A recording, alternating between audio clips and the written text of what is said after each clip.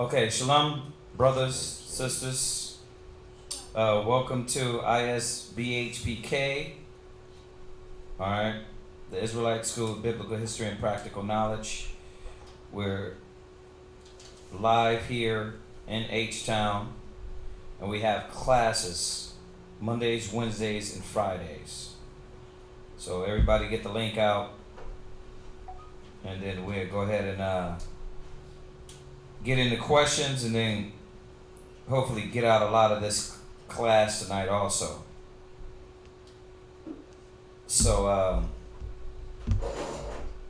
while we're doing that, while we're getting the link out, do like I always do, like we always do, we're going to get out the announcements. First of all, I want to say to all the new brothers and sisters that do tune in to us, shalom. To y'all that been recently, the brother from Paris, Texas, the sister from Paris, Texas, we like to say shalom. If OKC, if you're still in there, shalom to y'all. Of course, Baton Rouge, shalom. Who else? Man, we got a few new people that started watching. Hopefully we're answering all your questions. If not, once again, hit us back. You see, we answer the questions every class. So just keep tuning in. If we don't get your question, we will. Classes usually, a lot of classes just been over questions. So we're gonna go ahead and you know what we need to do? We need to get a vote on here. When we get everybody on, we need to ask them, what do they think about if we separated, like after class, like the questions from class? How would they like that? We need to ask that because that's what I want to do with this class. She told you, right? Okay, yeah, so I just want to see what they think about that also. What y'all think about that? I don't know. Y'all be in class. You don't usually go online, do you? You do, right, Bria? You be online a lot. What do you think about that if we separated, like, we chopped it? So on YouTube, it'll have the class, and then it'll have questions separate. What do you think about that? You think we should leave it together or separate it? Yeah, you think so? Separating it? Yeah, we're just, the reason why I'm saying that is because a lot of people sometimes don't look at, I mean, it'd be a long class. It'd be a long class. I know y'all that been here, to y'all it's a breeze because y'all sit through it. You know what I mean? You want it, but I was just wanting to see what a lot of these brothers and sisters online think about that. For the ones that do look online. Does anybody got any questions in here?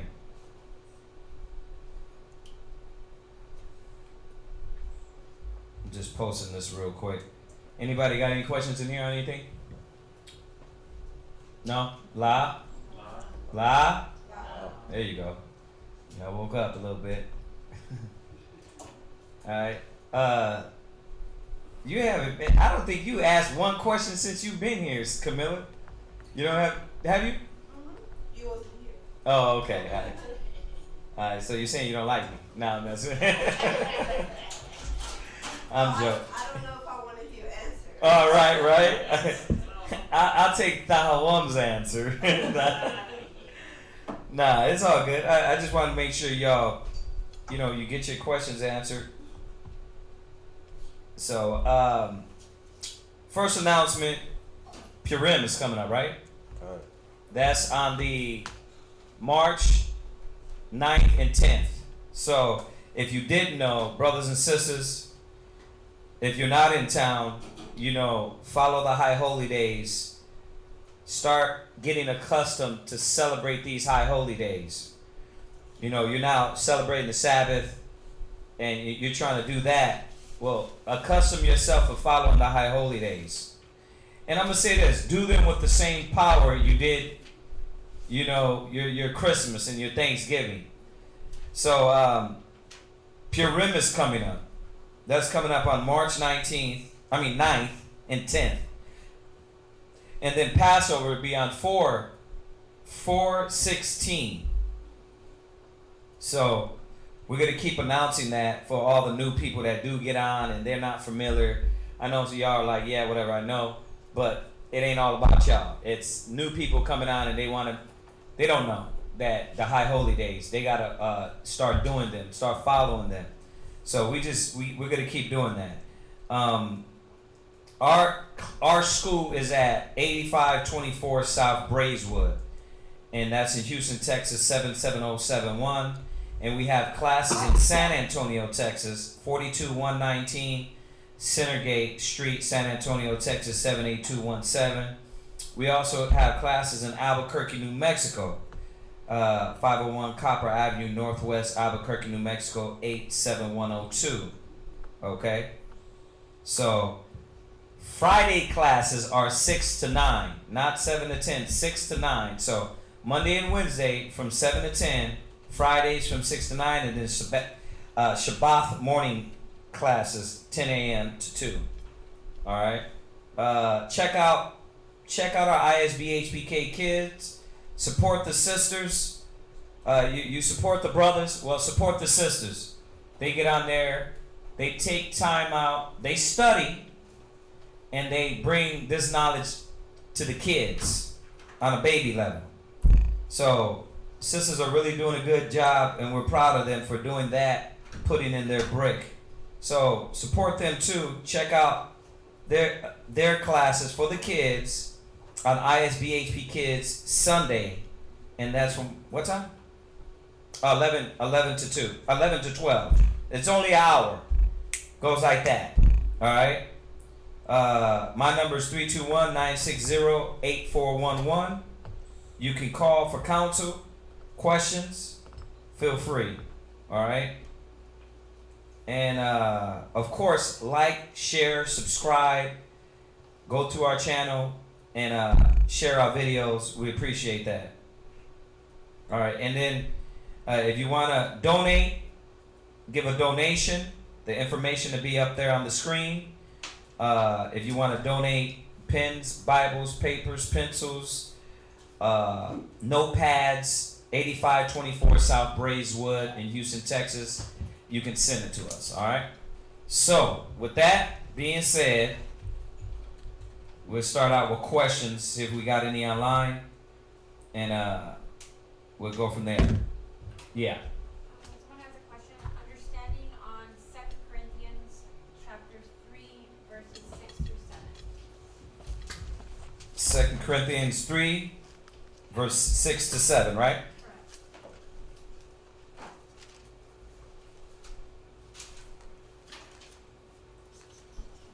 Mm-hmm.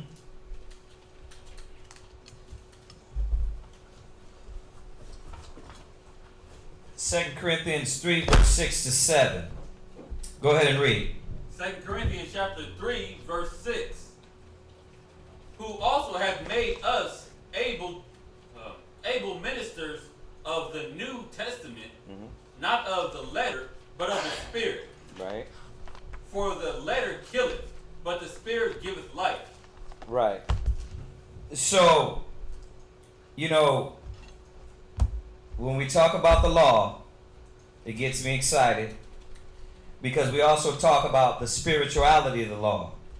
So when we deal with the letter of the law here at ISBHPK, we like to talk about the spirituality of the law because a lot of times that's something forgotten. So this is one of the scriptures that we're well familiar with and going into that. So read it again. Who also hath made us able ministers of the New Testament. Right. Not of the letter, but of the Spirit. Right. Not of the letter, but of the Spirit. Why? Why not of the letter? Read on. For the letter killeth. Right, because according to the law, according to the letter of the law, it is death. If you sin, you break one, you break them all. So Paul is coming back and showing them it's not only about the letter. And when I say that, I mean in context of his writings, he's saying here it's not only about the letter, because Paul kept the law. But he was reminding them it's about the spirit of the law too. Go ahead. But the Spirit giveth life. Right. The Spirit brings to life. And that's what a lot of Israelites forgot. A lot of Israelites forgot the Spirit brings life. See, that's why the law, or that's why Christ had to come and give us the spiritual understanding of the law. So, when you read Corinthians, Romans, Ephesians, Colossians, Galatians, Paul is constantly pounding in Israel's head the spiritual part as opposed to just the letter of the law. Okay, go ahead. Verse 7. But if the ministration of death, written and engraven in stone. Right, so the ministering of death, what does that mean? Who knows? That's the death of the law. Right, because the letter killeth. How does it kill? Well, like how you said, you break one commandment, you broke all of them, and all of them are worthy of death whenever you break one. Right. So the letter killeth. The letter means that we couldn't keep the letter of the law to the T. We can't keep the letter of the law to the T. So even though, we strive for perfection, there's just some things that we're going to break even unknowingly. And we talk about that a lot here because, it's a lack of understanding that. And then if you don't understand that, you're quick to go off on people that don't know the law without understanding that just because you know the law, you still break the law. So this is what Paul had to reiterate to Israelites, because the Pharisees, the Sadducees, you had a lot of them what? Sticklers of the law, but they didn't understand the law. You understand that? So where's that at? James chapter 2 verse 10. Go to James 2 and 10 really quick. James chapter 2 verse 10. James 2 and 10. James 2 and 10. Y'all got it? Go ahead. For whosoever shall keep the whole law, Mm-hmm. and yet offend in one point, he is guilty of all. Right. So you see that? So why does the letter kill? Because if you broke the smallest law, you break them all. So the letter killeth. So it's very important to know that as you strive to keep the laws, know that you're going to fall short. Right? And that's where we get when we talk about this law thing, where a lot of Israelites need to understand that you're going to keep the law, but keep the spirituality of the law also. Keep the understanding of the law. Go ahead. For he that said, do not commit adultery, said also, do not kill. Right, I'm sorry. All right, James 2 and 10. Let me see here. Let me see. James 2 and 10.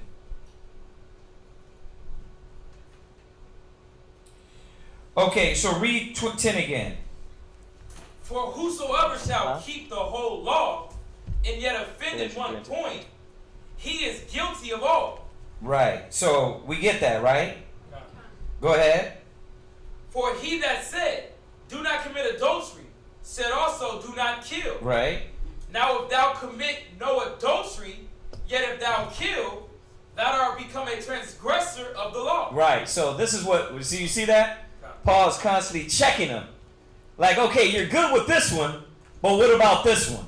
And you hear us, we'll say that a lot too. Because you got people, you got Israelites that only think like, because they serve the Sabbath right, that's it. I'm keeping the Sabbath good, but I'm doing this, I'm off here, I'm off here. You understand? You can keep the Sabbath, but you have to keep all the laws. And most of all, you have to know you're going to fall short. So that's why I said this is a good one. Go ahead. Verse 12. So speak ye, and so do. Right. So speak ye, do it. Go ahead. As they that shall be judged by the law of liberty. And that's what we're dealing with. We're dealing with the law of liberty, meaning that we're not dealing with the Old Testament condemnation law because we know the law. Let me clarify. We're not dealing with the severity of the law of the Old Testament, but we're dealing with the law. Right? So if you sin, you mess up, somebody's not going to put you out in the open, beat you, whip you, stone you, or chop off your hands. Right. So you're dealing with the law, but you have a liberty also. You see that? So go ahead. Verse 13, for he shall have judgment without mercy, that hath showed no mercy, and mercy rejoiceth against judgment. All right, go from there. Go to Galatians 3 verse 10. Go to Galatians 3 verse 10. So now we're understanding verse 7. But if the ministration of death, well, what brought death? The 6th verse says, for the letter killeth. So the ministration of the law was, if you mess up, death. Right? Moses told him, if you don't keep these laws, then death is coming. You break one, we're finding out you break them all. Go ahead. Galatians chapter 3 and verse 10. Uh-huh. For as many as are of the works of the law, right, are under the curse. Right. And what is the curse? You break one, you break them all. That's the curse. So this is why Christ had to come. This is why the letter killeth. Y'all get that, right? Go ahead. For it is written, cursed is everyone that continueth not in all things which are written in the book of the law to do them. There you go. So I'm not just speaking out my bum. He's telling us, cursed is everyone that doesn't follow the things written therein. That's from the Old Testament. So what kills us? The letter. If you don't do it, you're dead. So what did Christ have to come do? Sacrifice himself. He had to be the ultimate sacrifice, but he also had to show us the death had to be done away with, or else you guys would just be dying. The letter killeth. I got to do away with that part, right? Not the point of the law, because the law is spiritual, but the death of the law, I got to do away with that. Y'all get that? Okay, I'm talking real slow so you can get it. All right, go ahead. Verse 11. But that no man is justified by the law in the sight of God. Right. No man is justified by the law in the sight of God. Why is he saying that? Why is he saying that? Because it's easy to mechanically or just to say it loud. It's easy to have an everyday routine in the law. But a lot of people do it out of not wholeheartedly. Right. So the Most High is checking your heart. What else? Give me some more. And you're right. Everything you said was right. Well, go ahead. It's the thoughts. The law is carnal, and the laws and how we, obviously, moral. Well, the law is carnal in what aspect?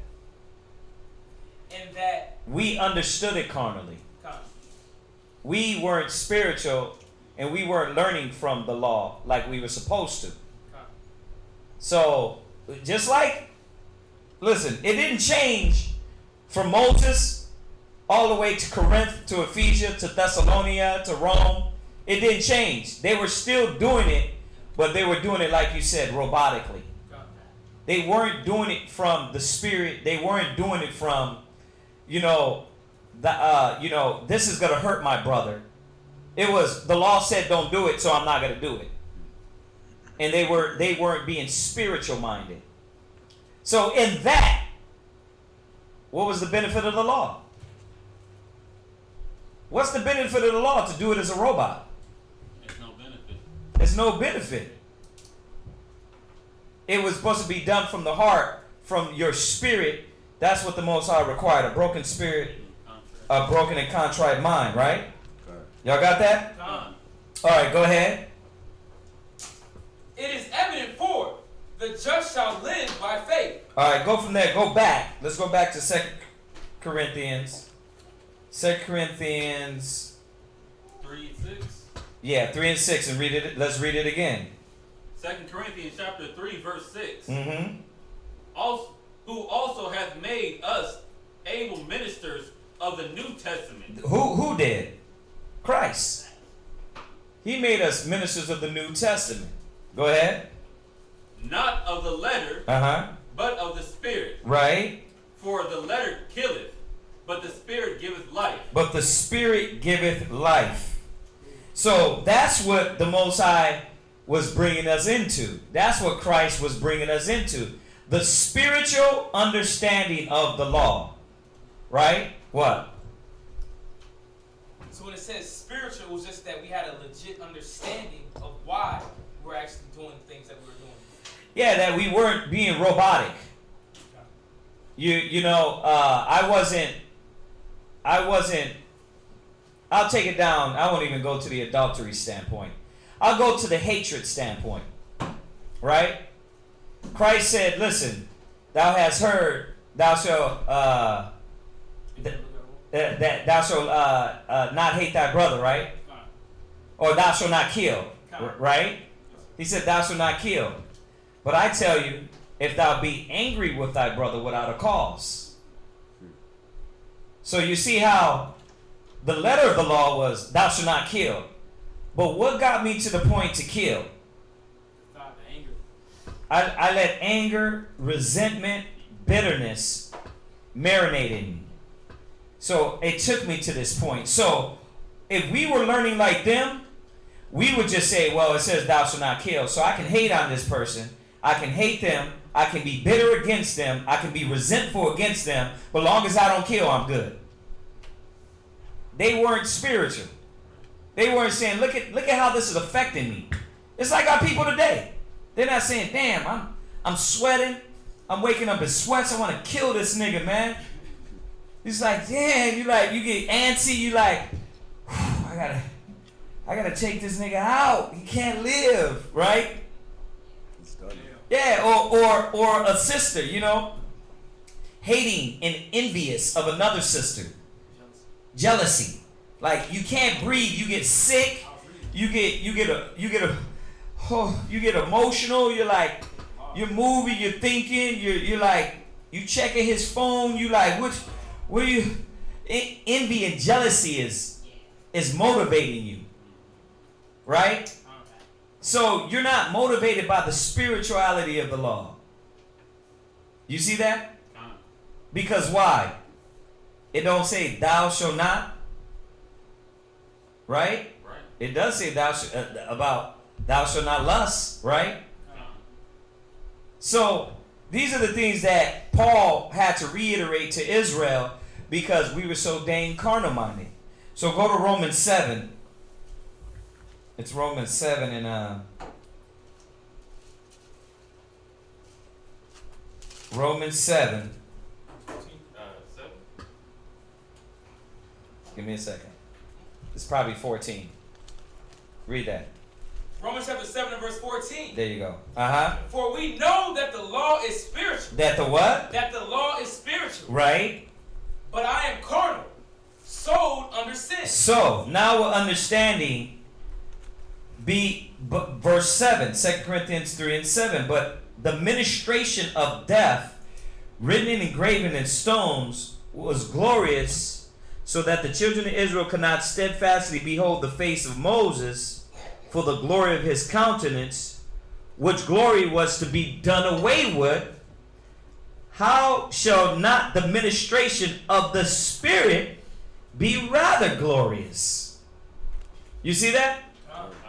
So if the law was glorious, if the power of the law was glorious, how much more spiritually understanding the law, spiritually being submerged in the law? So what was the spiritual part? What does it mean to be spiritual minded? What is it saying when we're talking about the law? We already said it. You know, it's not a trick question. It was already said in the last 20 minutes. Go ahead. What? Law's innocent. What was it? What was it that we didn't get? What? Mm-hmm. What? I mean, the spiritual aspect of the law. Okay, but what does that mean? We just said it. I just want to see if y'all listening. Bria? That we are carnal and we're imperfect, so we're not going to follow the law completely. What does it mean to be carnal? To desire things after this world. Yeah, but we're talking about the law. So let's talk about the law. What does it mean to be carnal in the law? Just Talk loud so they can hear you online. Just like we were saying earlier, being robotic with it, just saying, because it say, thou shalt not kill, I'm not killing. But you harboring that hatred in your mind towards your brother, which leads to death. Right, which leads to death. So that's it. That's what it meant to be carnal. I'm going to be robotic. Right? I'm going to put my beard on. I'm going to have my fringes on. But I'm going to be a demon on the inside. Mm-hmm. Right? That's not an Israelite. Right? Paul said he is a Jew is one inwardly. So he was constantly working on the spiritual aspect, on how what the attributes and the fruits of the Spirit is supposed to work in you with the law. You see that? So what? You celebrate the Sabbath. So what? You don't eat pork.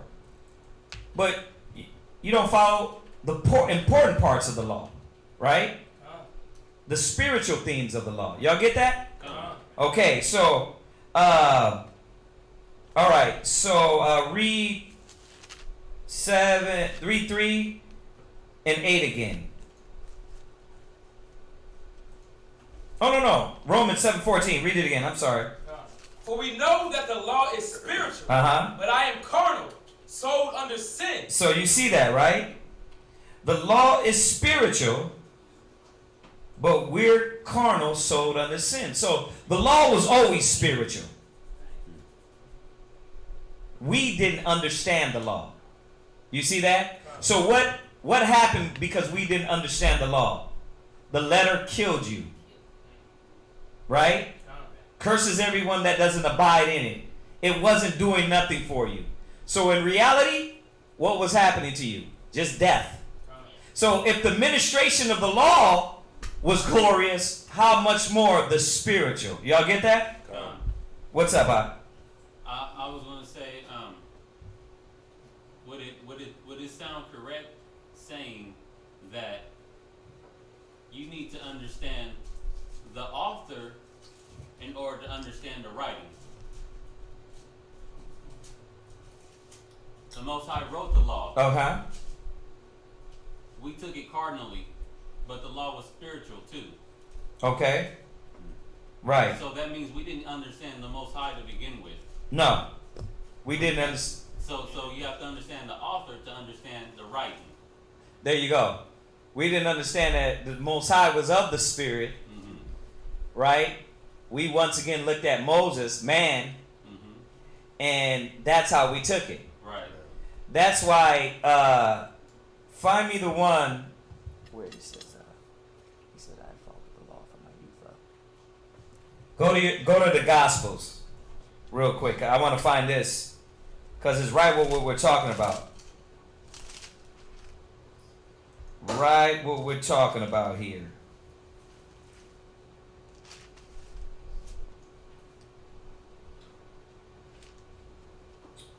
I want to get this because this makes the point.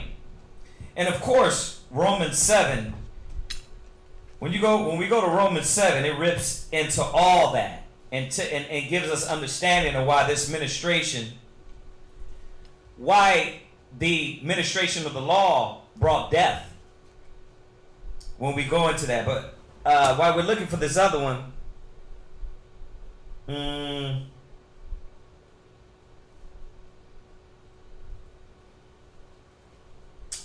go jump to verse 7. Verse 7. This is Romans chapter 7 and verse 7. Romans 7 and 7. What shall we say then? Is the law sin?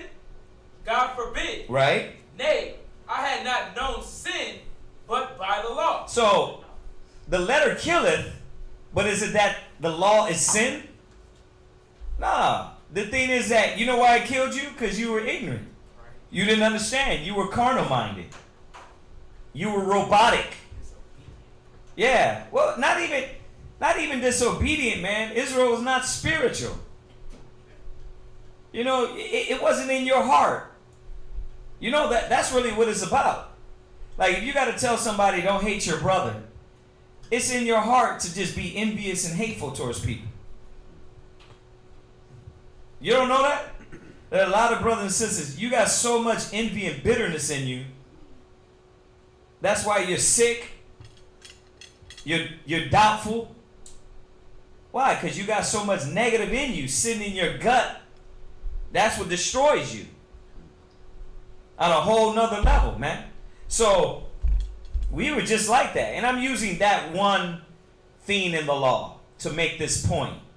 But in every aspect. Well, why you don't eat pork? Because the commandments say not to. But why you don't eat? That's what, when you get these people out there that try to test new people. Oh, so why do you go to class, sister? Because Jesus said that the Bible, they're like, you're in a cult. And you are. Because you don't know what the hell you're talking about. You know what I mean? It can't be like, well, why you go to class? Because my husband tell me to. Why you got that head cover on? What's that about? You see that? When you're able to say, well, when you read in the Bible, it tells you to cover your head when you pray or prophesy. You see that? But why do you think? Why do you do it? You know how you get those people? Why do you do it? You see that? So, and they will play you. And they'll sit there and psychologically get in your young sister's head, young sister's mind. Why? Because they don't know the scriptures. And they ain't going to be able to flip through the scriptures. Well, this is why. Nah, this is why. And that's when you're able to do that, nobody can get to your brain. But the only thing that's getting in your mind is this word. Y'all see that? So, where's my, well, finish that. Uh-huh. I had not known sin but by the law. Uh-huh. For I had not known lust except the law had said. Right. Thou shalt not covet. So the law is spiritual. The law, where the scriptures say sin is transgression of the law. So the law can never be done away with. The law can never be destroyed. The only thing that had to be destroyed, but for the Most High won't destroy your ass, was the death of the law. Because the letter killeth. So I'm going to take that away. Hamashiach, the anointed, Christ, he's going to come and die for you. That's it. No more sacrifice. Now, what's the sacrifice? The sacrifices of the Most High are what? Are a broken spirit, a broken and contrite mind. He wants your heart. You see that? No animals, no turtle doves, no bulls, no lambs, no sacrifice. Y'all see that? Yeah. All right. So, where you at, real quick? Matthew chapter 19, verse. You can start at verse 16.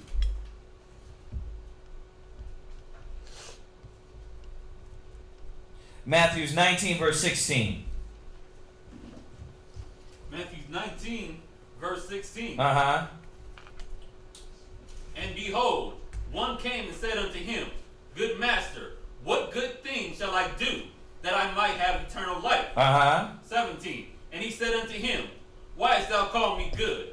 There is none good but one, that is God. But if thou wilt enter life, Mm-hmm. 18. He said unto him, which Jesus said, thou shalt do no murder. Uh-huh. Thou shalt not commit adultery. Right. So he's checking him. He's like, listen, you know the commandments, the laws. Where you want me to start from? There's 360, but let's start from thou shalt not, right? Come. Go ahead. Thou shalt not steal. Thou shalt not bear false witness. Mm-hmm. Honor thy mother and thy father, Mm-hmm. and thou shalt love thy neighbor as thyself. Right. 20. And the young man said unto him, all these things have I kept from my youth up. Right. So, once again, this was a what? Cocky ass Israelite. Because you know damn well you didn't keep all these laws. Stop it. Right. Stop it. But Christ, okay. What did Christ say? Go ahead. What lack I? Right. What, you hear this guy? What lack I? Brother, I follow the Sabbath. I got my fringes. I follow the Passover. Got my beard. I got my beard. Right? What lack I, brother? Well, you was just telling this other brother you want to kill him when you see him. You don't even tell that to Jake out in the world that don't have the knowledge. But you telling another Hebrew Israelite you want to kill him when you see him. What lack you, right? Go ahead. 21. Jesus said unto him, Uh-huh. if thou wilt be perfect, go and sell all that thou hast. What was Christ doing to this individual? Testing him. He was showing us that, listen, you ain't following the law to the level that you think you are. You're not following the level, because after you did all the carnal acts, every Sabbath you followed the Sabbath, you had your fringes, you had your beard, you didn't eat pork, you didn't eat crab and lobster. But now what else is it? I'm going to take you to the next level. Go sell everything you have. Well, there's a lot of things that got to be in a man to do that. There's got to be a lot of things in yourself to do that. Same thing with the truth. All right, brother, you ready to serve the Most High in Christ? Yes. Okay. Well, where your treasure is, there will your heart be also. Well, what does that mean? What you love the most is what you would dedicate yourself to the most. And that's what he got hit on. Because he thought I was doing the laws, that's all I needed to do. But his dedication was to his carnal things, we're going to find out. Go ahead. And give to the poor. Uh-huh. And thou shalt have treasure in heaven. And thou shalt what? Have treasure in heaven. Yeah, go and give all your carnal stuff away that you accumulated. Give everything up. Now you messing with his what? Ego? His pride? Pockets. His pockets? Because he thought what? I'm good. I'm good. Baha Shamashiyaki Hawashai. I'm good. Right? Nah, that wasn't it. There's a lot more that needs to be done. And that's just a reminder. And we talked about this the other day. Same thing with the Pharisees and Sadducees, right? Weren't they on the same thing? They were on what? I follow the law, but yet Christ was always showing them you don't understand the law. Y'all see that? So, back to the question. 2 Corinthians, right? So we're understanding, how does the letter kill? How does the letter kill? Because the law is death. The law is what? Death. The law is death. How? Because when you break one, you break them all. Because when you break one, you break them all. Was the law meant to be death? Lie. Well, why was it death? Because we're carnal minded. Because we're carnal minded. There you go. We're carnal minded. And what does that mean? Being carnal minded.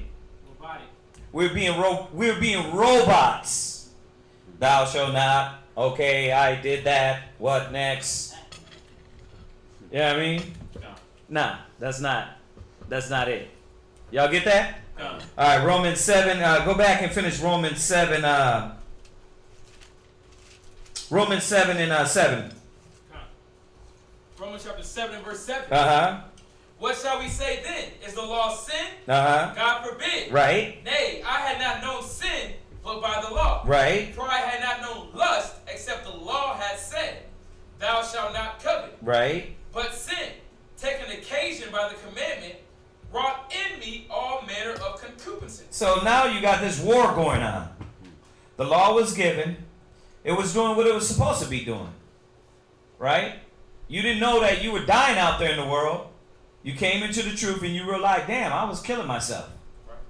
Mentally, physically, spiritually, I was killing myself. Go ahead. For without the law, sin was dead. Right. Meaning that you were in the world, you didn't have the law, right? But you didn't know you were sinning. Does that mean you weren't sinning? You were still sinning, you just didn't know it. Go ahead. Verse 9. For I was alive without the law once. That's why he said that. You were good without the law. You didn't know pork was against the commandments. Pastor ain't never tell you that. That scrimp, that crawfish, those chitlins. Yeah, those scrimps. You thought you was moving on up when you went and had scrimps, huh? You felt white and bougie, huh? Niggas be killing me with the shrimp. They be like, we're finna eat shrimp. You eating a damn big ass Cockroach. Yeah, cockroach. We ordered some kimchi, vegetable kimchi soup over from this restaurant up the block. And we looked in, first thing, Shalimaya was like, something's wrong with that. I said, why? The last time I ate shrimp was maybe I was 4. So I don't remember shrimp. She was like, nah, it's something wrong with it. She flipped it over, and what? It looked like a big ass cockroach in there. And it was a what? Shrimp. You see that? Damn. And she knew it too, just by the smell. I didn't. All I smelled was the kimchi soup. You know. So the thing is the thing is this, that yeah, you did it, but you were dying. So the law is good. The law is righteous. For the Christians, the law never be done away with. The death had to be done away with. Go ahead. But when the commandment came, sin revived. Right. And I died. Yeah, but when the commandments came, you came in the truth and you realized you was what? You was like, I was eating that. I got some in my fridge right now. Right. I got a sack right now. I was finna roll up after class because I just came to class high. Right. Yeah, we had cats revealed, years later, I was blown out of my mind my first class. It's like, how could you do that? But you didn't know that you were what? Dead. You were wicked. You were off. Right? Go ahead. Verse 10. And the commandment which was ordained to life. See, so you see the point he's making here? The letter killeth, but it only kills because we didn't understand it. Because it was ordained to life. The laws are for life. You don't eat pork. You don't have to go to the damn hospital for high blood pressure and diabetes and all that madness. I'm not saying that's the only thing you have to cut out, but at one time, it was keeping the law and you were good. You see that? Your health was good. Go ahead. Come on. Which was ordained to life. Right, the laws ordained to life. So let's not get it construed when he said the letter killeth. What killeth? The letter killed you because you were carnal-minded, simple as hell, robotic. Go ahead. I found to be unto death. Right, you found to be unto death. Why? It was killing you in 2 ways. It was killing you because you were sinning, and in returning to the law, it's killing that old man. Right? If you really did like some of that defiled foods, but whatever you like, and you've been in the truth for a month or 2, and you drive past, or you get the smell, and then your lips, the little thing in the back of your tongue shoots out with saliva.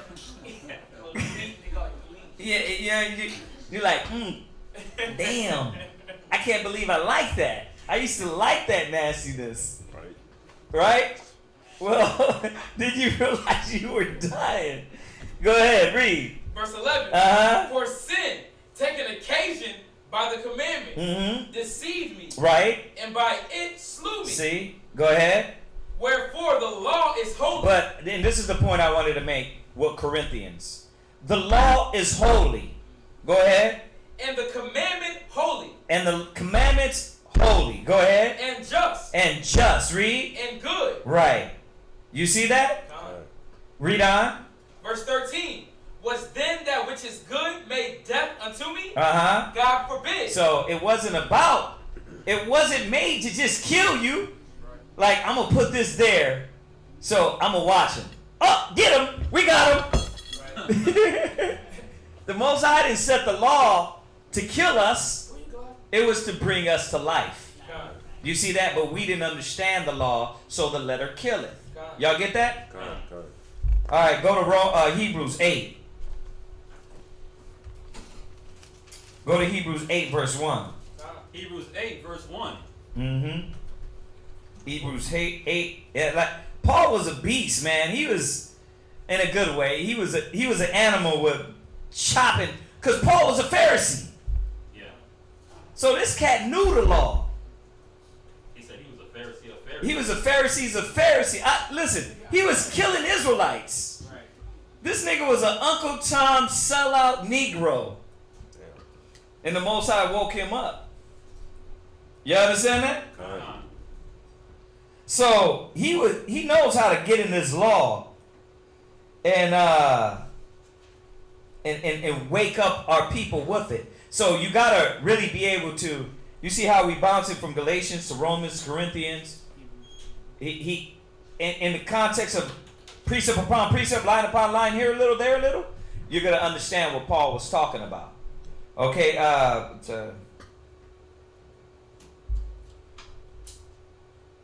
Hebrews 8. Yeah, let me see real quick.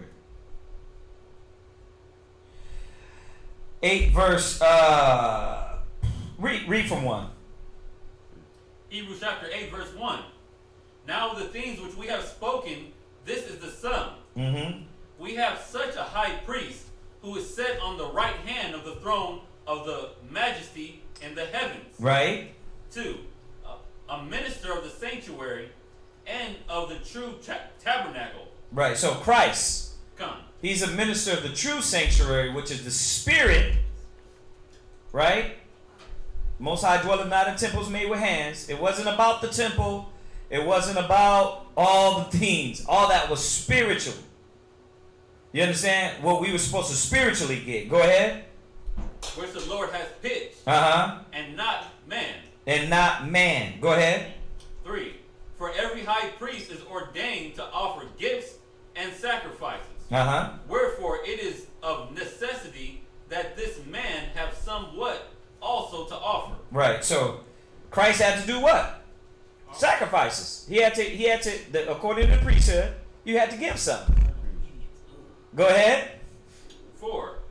For if he were on earth, he should not be a priest, seeing that there be a priest that offer gifts according to the law. Right. So if he were on earth, you had priests to do that, right? God.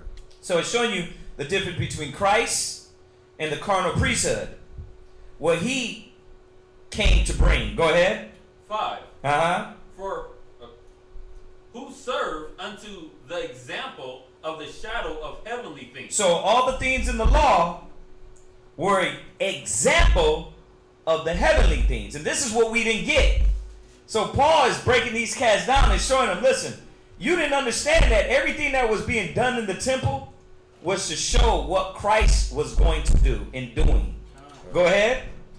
As Moses was admonished of God Uh-huh. when he was about to make the tabernacle. Right. So the Most High checked Moses. Moses was going to make the tabernacle, but he wasn't going to do it the way it was supposed to be done. So the Most High had to check him. Go ahead. 4. See, hath he that thou make all things according to the pattern. What verse are you at? I'm at verse 5. Verse 5. Who serve unto us and the example and shadow of heavenly things, as Moses was admonished of the Most High when he was about to make the tabernacle. Go ahead.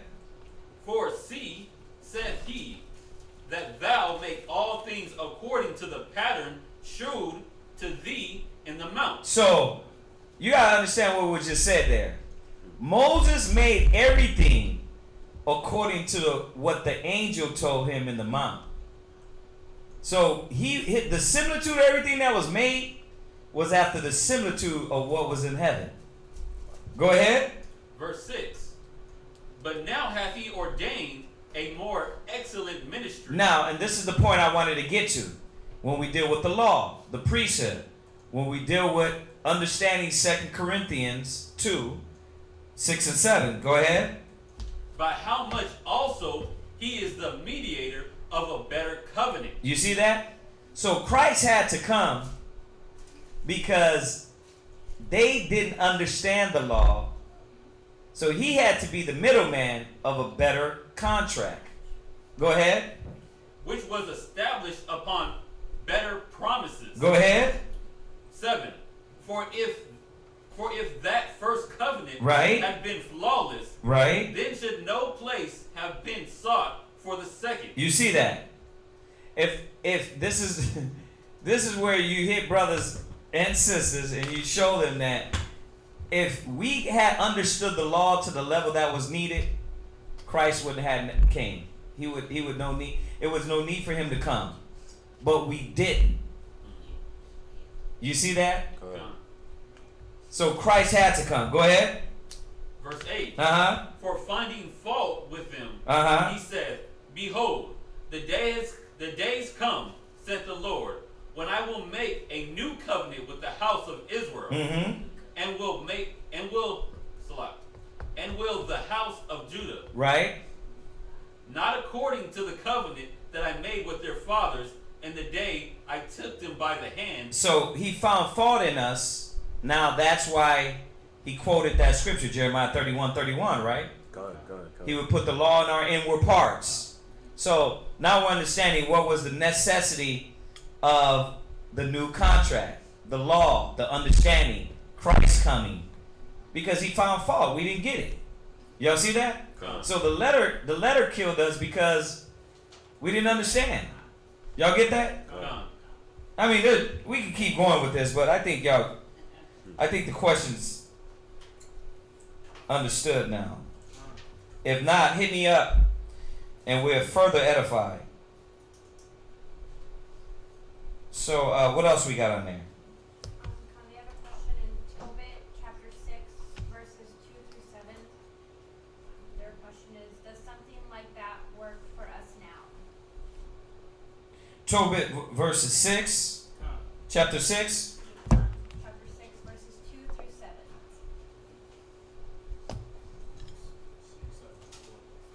What is that? The angel tells him to use a certain thing and do. Oh, yeah. That's easy. When you read that, that was for what he was dealing with. So, like Elisha told Naaman to go bathe in the Jordan, and he would clean his leprosy, right? Y'all remember that? Well, could you go bathe in the Jordan now and clean your leprosy? No. So, to answer your question, these angels had them do certain things at certain times, or the prophets had them do certain things for certain times, because it was that moment, it was that time to where the Most High was using those prophets, or the angels was trying to show man something. So no to your question, like, you can't use this serum. You can't use this serum for your specific problem. Okay? Yeah, you can't. The way you get... go ahead and read it. Tobit chapter 6 and verse 2. And when the young man went down to wash himself, a fish leaped out of the river and would have devoured him. Then the angel said unto him, Take the fish. And the young man laid hold of the fish and drew it to the land. Verse 4. To whom the angel said, Open the fish, and take the heart and the liver and the gall, and put them up safely. So the young man did as the angel commanded him. And when they had roasted the fish, they did eat it. Then they both went on their way till they drew near to Ecbathan. Verse 6. Then the young man said to the angel, Brother Azarias, to what use is the heart and the liver and the gall of the fish? Verse 7. And he said unto him, touching the heart and the liver, if a devil or an evil spirit trouble any, we must make a smoke thereof before the man or the woman, and the party shall be no more vexed. Right. So, remember, just like I said, that was for that time. You know, think about it. During the time of Christ, how did they cast out demons? They commanded them to get out. So, you see how sometimes these carnal things, you know, they would do, and when you get closer to what Christ came to show us, it's like, no, we don't got to do all that. I'm gonna just speak, and this demon's got to come out, right? So, I mean, if you got demons around you, you got demons around your household, you got to go through a checklist, man.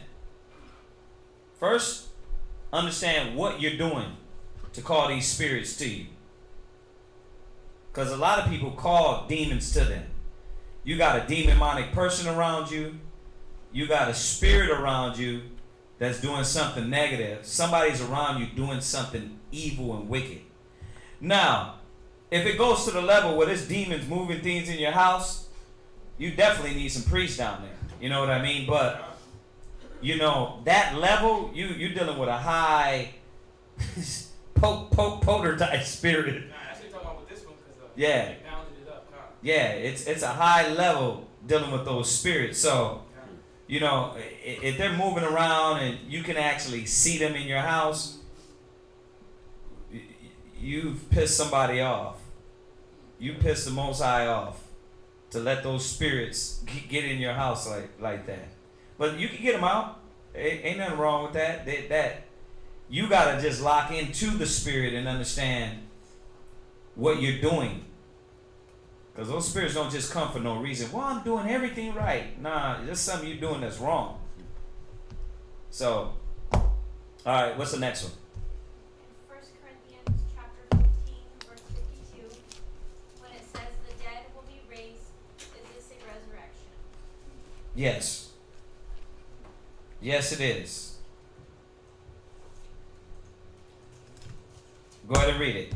1 Corinthians chapter 15 and verse 22. Mm-hmm. It's verse 15 and verse 22. Chapter 15, verse 52. 52. Come. In a moment, in the twinkling of an eye, and at the last trump, Right. for the trumpet shall sound, and the dead shall be raised incorruptible, Right. and we shall be changed. Uh-huh. For this incorruptible must put on incorruption. Right. So yes. You have two things going on here. Let's read it again. Verse 52. Uh-huh. In a moment, in the twinkling of an eye, Go ahead. at the last trump, Go ahead. for the trumpet shall sound, Right. and the dead shall be raised incorruptible. Right. So you got the dead being raised incorruptible. Right. So the dead are going to be raised. Go ahead. And we shall be changed. And then we shall be changed, who are alive. Damn. So you got two things in here. So you got the dead being raised, and then you got the ones that are alive going to be changed. Because let's face it, Christ might not come back for another 100 years. You don't know that. You have to, well, like I said the other day, get ready for the long haul. And not just be a part-time believer, a part-time Israelite. You got to get ready for the long haul. Are you going to die believing? So you can be raised incorruptible. Go ahead. And we shall be changed. Uh-huh. Verse 53. For this corruptible must put on incorruption. So both ways, this corruptible body has to put on incorruption. Right? We don't know what we shall be, but when we see him, we know we're going to be like him. Why? Because as we're striving for to be incorruptible, right? Next you know, we're going to, when we see him, the twinkle is going to bring us to that point, right? Go ahead. And this mortal must put on immortality. Go ahead. So when this corruptible shall have put on incorruption, and this mortal shall have put on immortality, then shall be brought to pass the saying that is written, death is swallowed up in victory. Right. So death is going to be swallowed up. It's not going to have any power over us. Right? He that believeth on me shall have everlasting life. Death is no longer, is like Christ. We're going to be like Christ. You see that? Christ didn't have to die again to go to the Most High. He just called a chariot and went to the fourth. Right? In Acts, he was taken up in a cloud. Right? So that's how he didn't have to, okay, I got to die again to get to the Most High. Nah, he had power from the flesh to transform to the spirit. So that's what we're doing this for, right? Everlasting life? Yeah, that's what we believe. So, yes to that question. Yeah, but knowing that when you read that, it's pointing out two things: the resurrection, and it's pointing out the change of the ones that's living. Yeah. Question. When it speaks to the last trump, so in prophecy, if I can, yeah. What trump are we in right now via prophecy, or is that a little bit deeper? I think we're in the seventh trump. And that's the ironic part. That's funny. We're in the seventh trump. The last trump. We're in the last trump. Which is funny. Well, let me rewind this. From what it looks like, we're in the last trump. Why? Because when you go through the prophecies of Revelation 7, killing 144,000, holding back the destruction. Go to Matthew's, earthquakes, wars, rumors of wars, right? It looks like we're in that last trump, but that last trump could be a long time, right? So, yeah, but this destruction is going to happen, and we see all the prophecies coming to pass. So that's the only way we can assume through the goggles of the prophecies. All right, so let's be clear on that. All right. So was that it? All right. Hopefully that gave them. Let me see. I was looking for this one in Corinthians. In Thessalonians. Let me see if I can find it here.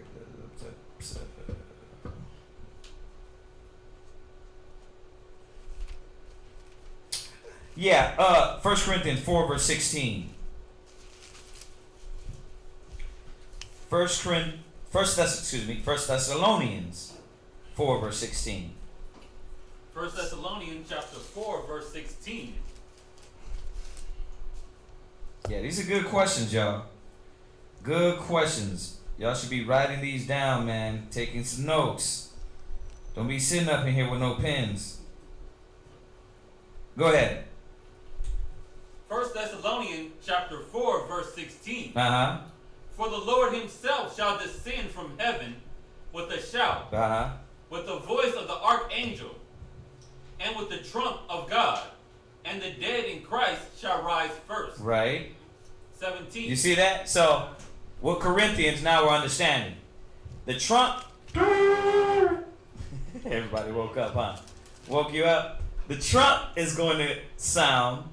The dead is going to rise. Go ahead. And the dead in Christ shall rise first. Verse 17. Then we which are alive and remaineth shall be caught up together with them in the clouds. Right. So that's why when you read Corinthians back again, 15:52, that's why you have to read it slow, because it's talking about two things in there. The resurrection of the dead, and it's talking about us here alive being twinkled in change. And all meeting together. The Most High raising us up, raising them up. Y'all get that? Go ahead. To meet the Lord in the air. That's through those chariots, or what you might call UFOs, The Most High delivering us. Go ahead. And so shall we ever be with the Lord. Right. Okay. So hopefully that added to that. And then we know all the other scriptures. Some shall be raised to everlasting life, and some to everlasting condemnation. What's up, Red? What's up? What's on your mind? I'll just read it on Revelation. It's just like, Yeah, there you go. Yeah. This lady here, I don't see no way in the scripture.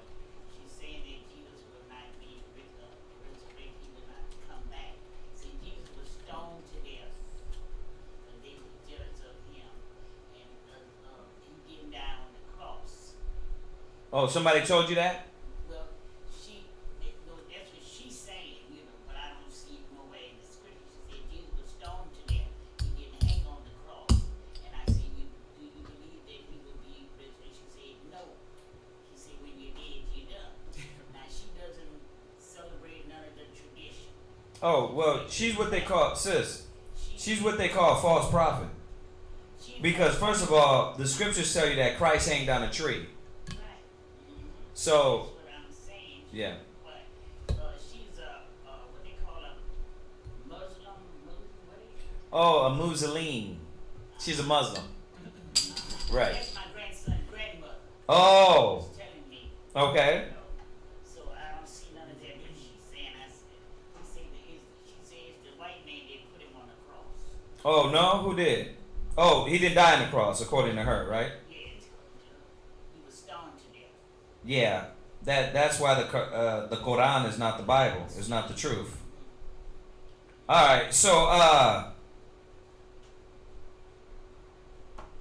right. What other questions we got? Yeah. They asked if there are female angels. Yeah, there are female angels, of course. Where do you think your spirit comes from? Your spirit comes from the Most High, right? Feminine, right? Effeminate, and then you got male. So, of course, go to Zechariah. I think it's the 5th chapter, right? Let me see here.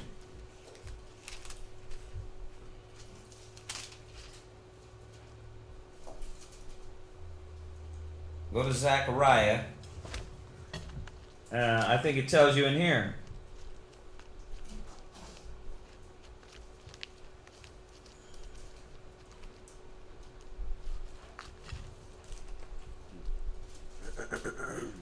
Zechariah 5.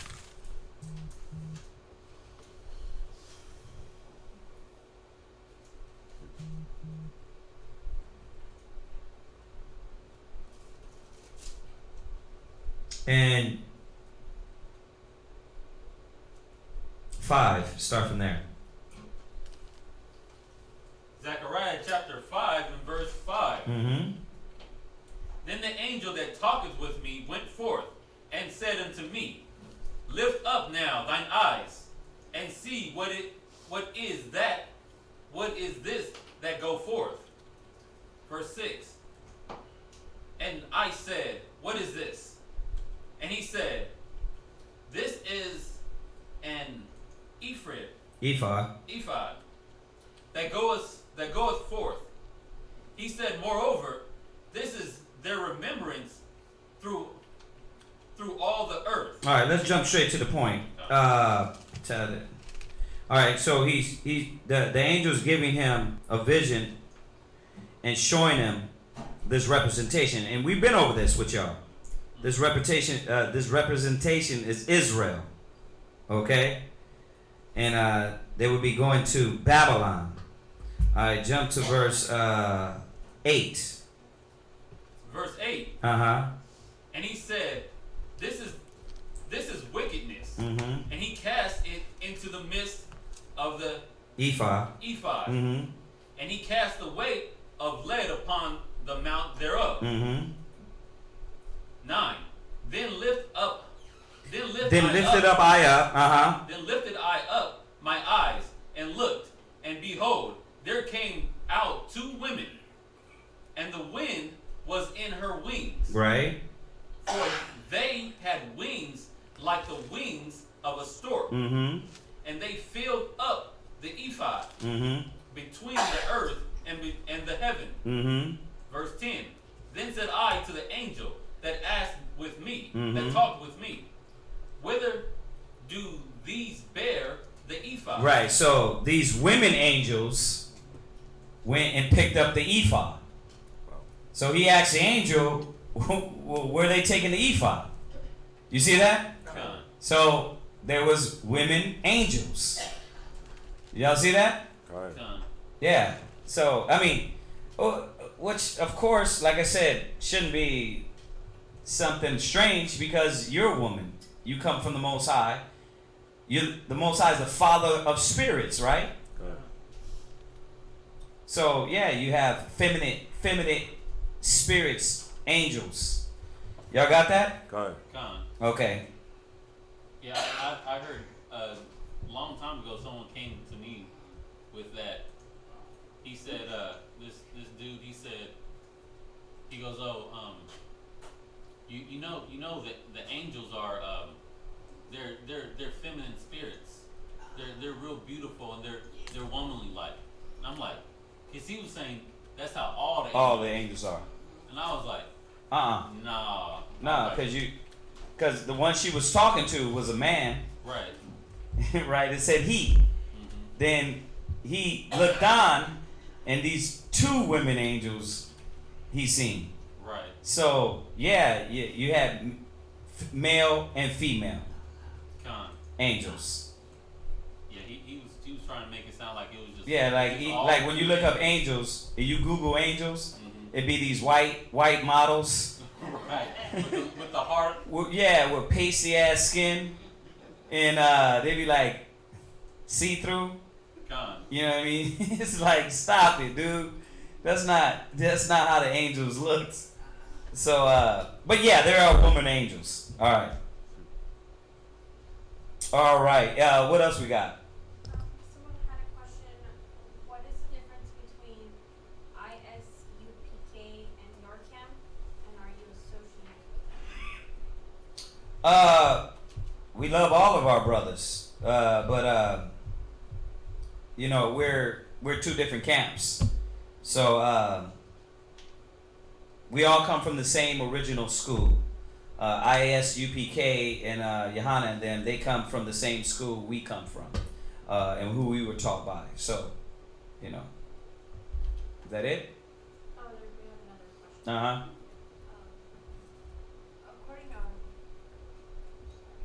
According to the scriptures, are the other nations our enemies as individuals or a nation? Say that again. According to the scriptures, are the other nations our enemies as individuals or as a nation?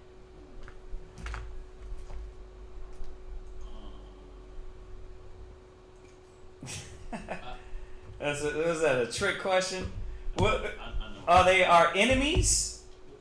As individuals or as a nation? As a nation. As a nation, they are our enemies. Why? Because as a conglomerate, they have tried to find out many ways to destroy us as a nation. So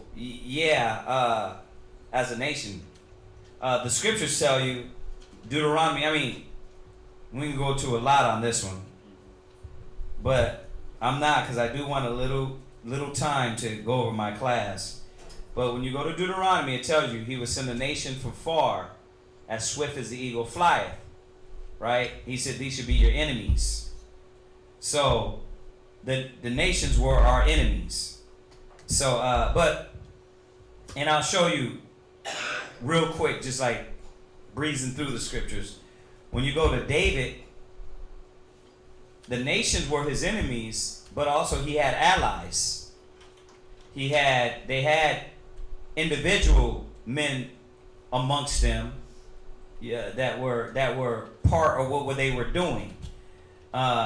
So he was still fighting against the nations, you know what I mean, if needed be.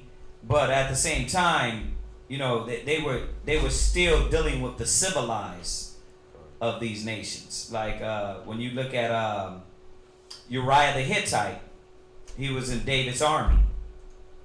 So when you look at every instance, wasn't as though, you know, we were just, every person in the nation was hated.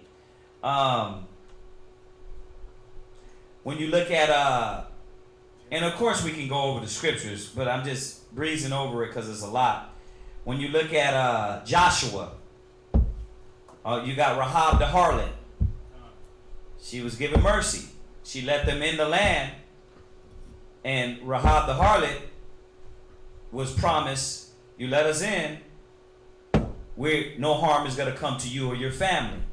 So you had instances like this to where we had treaties, and we stuck to our word dealing with individuals. It wasn't always, you know, of course, unless the Most High straight up commanded to.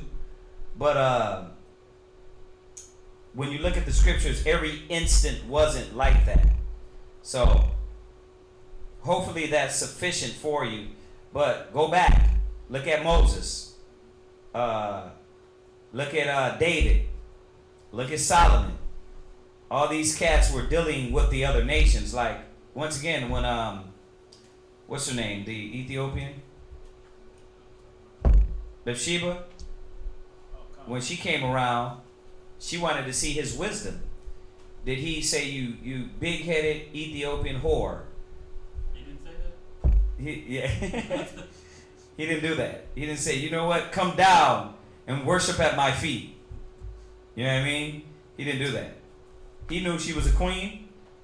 He dealt with her as thus, and let her see his majesty.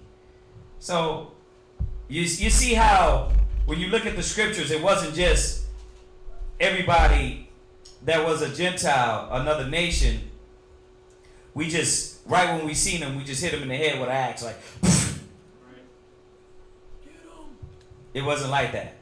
So just give you some things to think about when when your brain is on that level of like everybody, like even in the kingdom to come, right? There's going to be Gentiles and nations that are left alive, so that are going to serve. So even in that, they're not going to all be wiped out, you know. So that I mean, if you look at the examples of the scriptures, we dealt with the Gentiles on many different levels. Okay? We were civilized. We had wisdom, but we were supposed to be the example and not do what the other nations, what they did. What else we got? The first brother that had the question about the camps, they have a follow-up question. Con. Why the division then if it comes from the original same camp? I answered this the other day.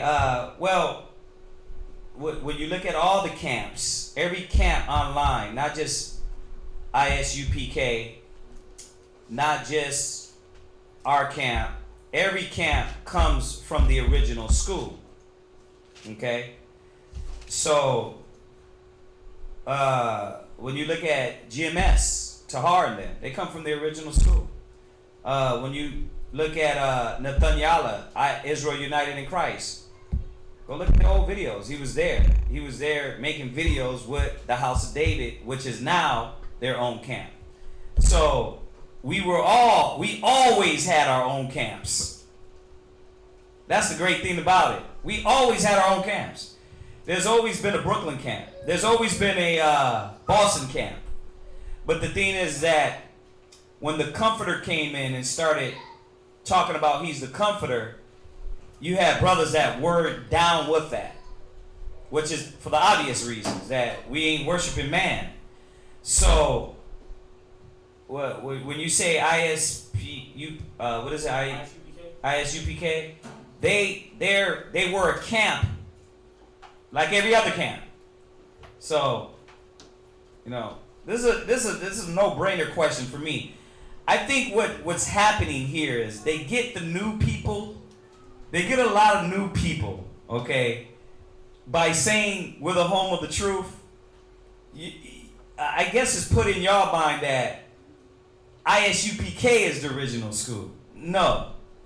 Yohanan was an officer in the camp. He was a general in the camp. Just like all the other camps. Tahar was a general in the camp. Nathaniel was a general in the camp. Our school, what you call the West Coast camps, we had our rank. So I think where the confusion is coming in is I hate this question. Because you want to be real about it, but you don't want to. We like keeping the peace with everything, you know. So that's where it came from, man. It just comes from. I think they're telling everybody that they're original school when they are from the original school, no doubt. But all of us are from the original school. You understand? All of us, majority of the well-known camps, because you got little smaller camps that are probably from brothers from the other camps that were taught. But most of all, they were all from New York. They all of them were taught by the same people I was taught from. The division is, it started when obviously the Comforter, but then after the Comforter left, the Comforter mind state still stood in some of the generals. We don't supposed to go around, and we don't go around saying you can only get the truth from us, because you got so many other camps giving the knowledge and the truth. There's a brother we're teaching in Ghana.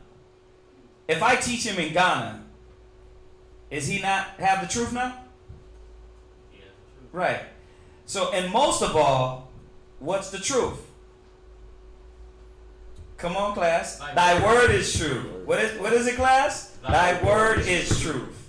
So, let's get it right. You know, we just, you know, I mean, I'm answering the question. Like I said, every time y'all ask this question, I hate answering it because I don't want to go at them because it's not needed. You know what I mean? But I know they're telling y'all they're the home of the truth, and because I had a brother, I asked him, he was coming to class, and he was like, I was like, bro, what's up with Yohanan and this, we're the home of the truth thing? Like, what's up? And he told me the story. I'm like, that's not what happened. I was like, Yohanan was with all the other camps. Every camp you see here now is from the old school. House of David, Israel United in Christ, Great Millstone. All of us come from the old school. So, you know, the thing is that some camps started to change certain things from the old school. That's a whole nother story. So, hopefully that suffices your question. What do we got next? They say, I heard that Hopi Indians and Haitians had the power to shape shift. I was wondering if there's possession of such power, witchcraft. Yeah, there's power of witchcraft. You know, the dark side is real. Remember, the scriptures tell you not to deal with it, not because it's not fake. It's real. You can really tap into that side and get possessed by demons. Listen, when Christ was going through healing those demons, those were real. That wasn't for fake. So, when the scriptures tell you, let's go to Deuteronomy real quick.